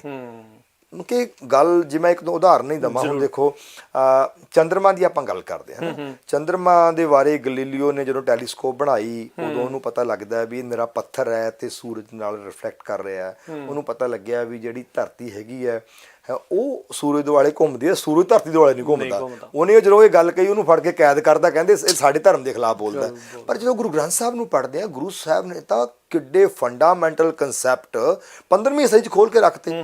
ਹੁਣ ਚੰਦਰਮਾ ਦੇ ਬਾਰੇ ਉਹ ਕਹਿੰਦੇ ਨੇ ਵੀ ਲੋਕੀ ਸਮਝਦੇ ਨੇ ਵੀ ਚੰਦਰਮਾ ਤੇ ਸੂਰਜ ਦੋ ਦੀਵੇ ਨੇ ਨਾ, ਤੇ ਇਹ ਚਮਕਦੇ ਨੇ। ਗੁਰੂ ਸਾਹਿਬ ਕਹਿੰਦੇ ਚੰਦ ਸੂਰਜ ਦੋ ਦੀਪਕ ਰਾਖੇ। ਲੋਕੀ ਸਮਝਦੇ ਆ ਵੀ ਚੰਦਰਮਾ ਤੇ ਸੂਰਜ ਦੋ ਦੀਵੇ ਬਣੇ ਹੋਏ ਨੇ, ਪਰਮਾਤਮਾ ਨੇ ਬਣਾਇਆ। ਪਰ ਕਹਿੰਦੇ ਅਸਲ 'ਚ ਇਦਾਂ ਨਹੀਂ ਹੈਗਾ।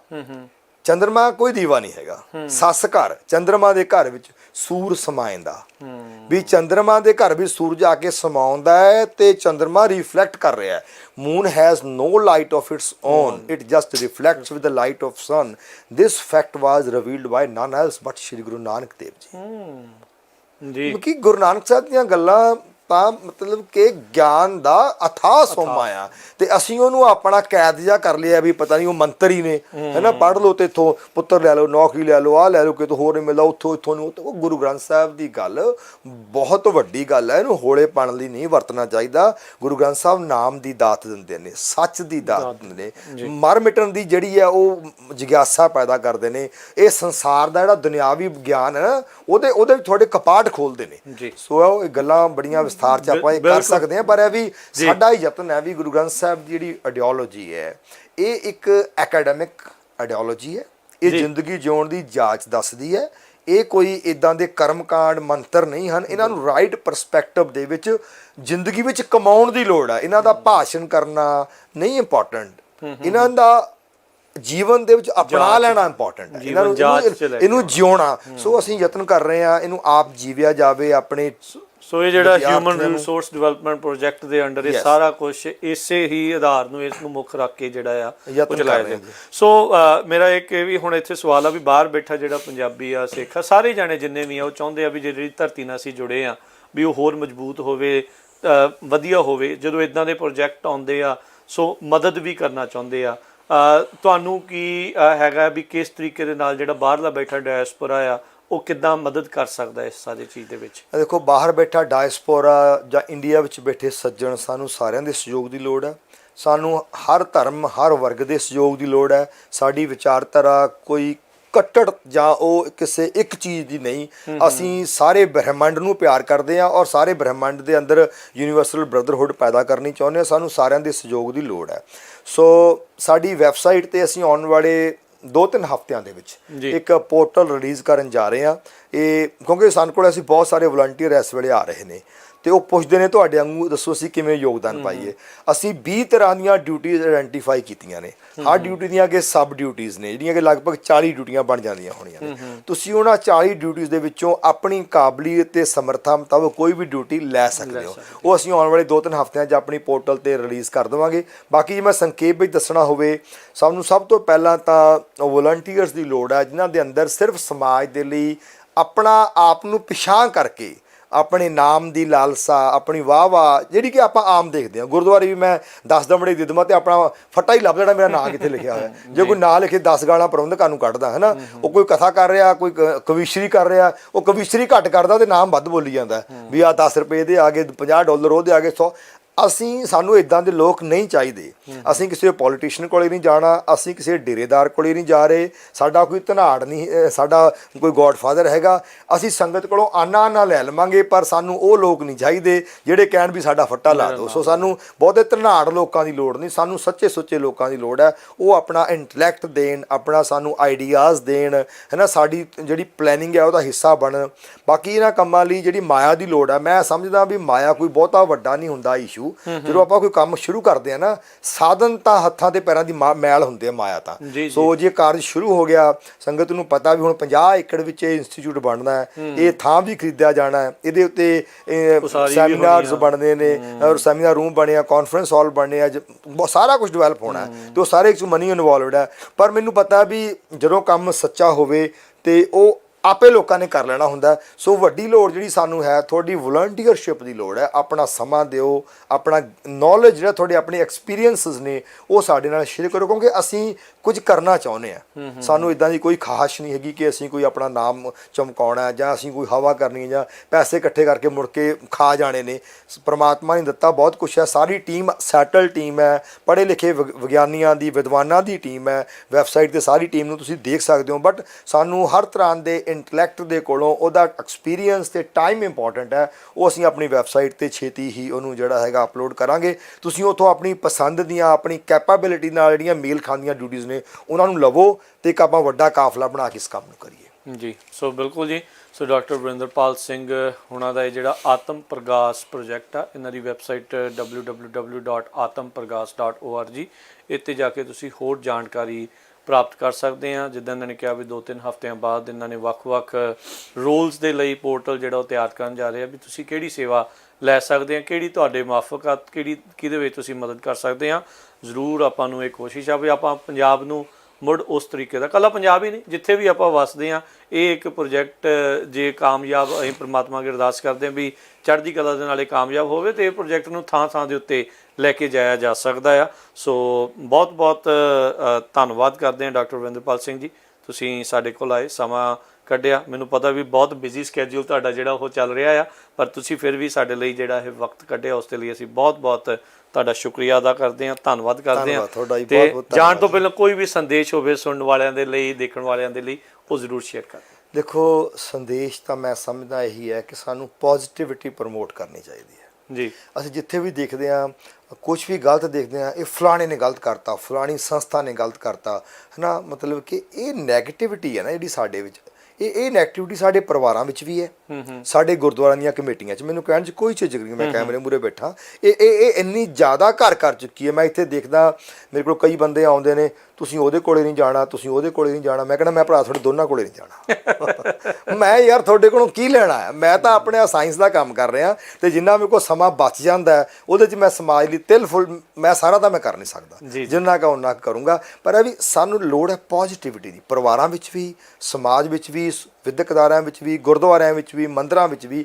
ਬਸ ਆਪਾਂ ਪੋਜ਼ਿਟਿਵਿਟੀ ਲੈ ਕੇ ਇਹ ਸਾਰਿਆਂ ਵਿੱਚ ਰੱਬ ਦੀ ਜੋਤ ਪਛਾਣੀਏ। ਕੋਈ ਬੰਦਾ ਮਾੜਾ ਨਹੀਂ ਹੈ, ਸਾਰਿਆਂ 'ਚ ਰੱਬ ਵਸਦਾ ਹੈ। ਪਰ ਆਪਾਂ ਜਦੋਂ ਗੁਣਾਂ ਦੀ ਸਾਂਝ ਕਰਾਂਗੇ, ਫਿਰ ਸਾਰਾ ਕੁਝ ਹੀ ਸੁਖਾਲਾ ਹੋ ਜਾਊਗਾ। ਦੂਜਿਆਂ ਦੇ ਔਗਣ ਨਾ ਫਰੋਲੀਏ, ਦੂਜਿਆਂ ਦੇ ਗੁਣਾਂ ਦੀ ਸਾਂਝ ਕਰੀਏ। ਬਸ ਮੇਰਾ ਇਹੀ ਸੁਨੇਹਾ ਹੈ। ਜੇ ਗੁਣਾਂ ਦੀ ਸਾਂਝ ਕਰਨਾ ਆਪਾਂ ਲੱਗ ਗਏ ਤੇ ਫਿਰ ਕੋਈ ਸਮੱਸਿਆ ਨਹੀਂ ਹੈਗੀ। ਬਹੁਤ ਸ਼ੁਕਰੀਆ, ਬੜੀ ਮਿਹਰਬਾਨੀ। ਵਾਹਿਗੁਰੂ ਜੀ ਕਾ ਖਾਲਸਾ, ਵਾਹਿਗੁਰੂ ਜੀ ਕੀ ਫਤਿਹ।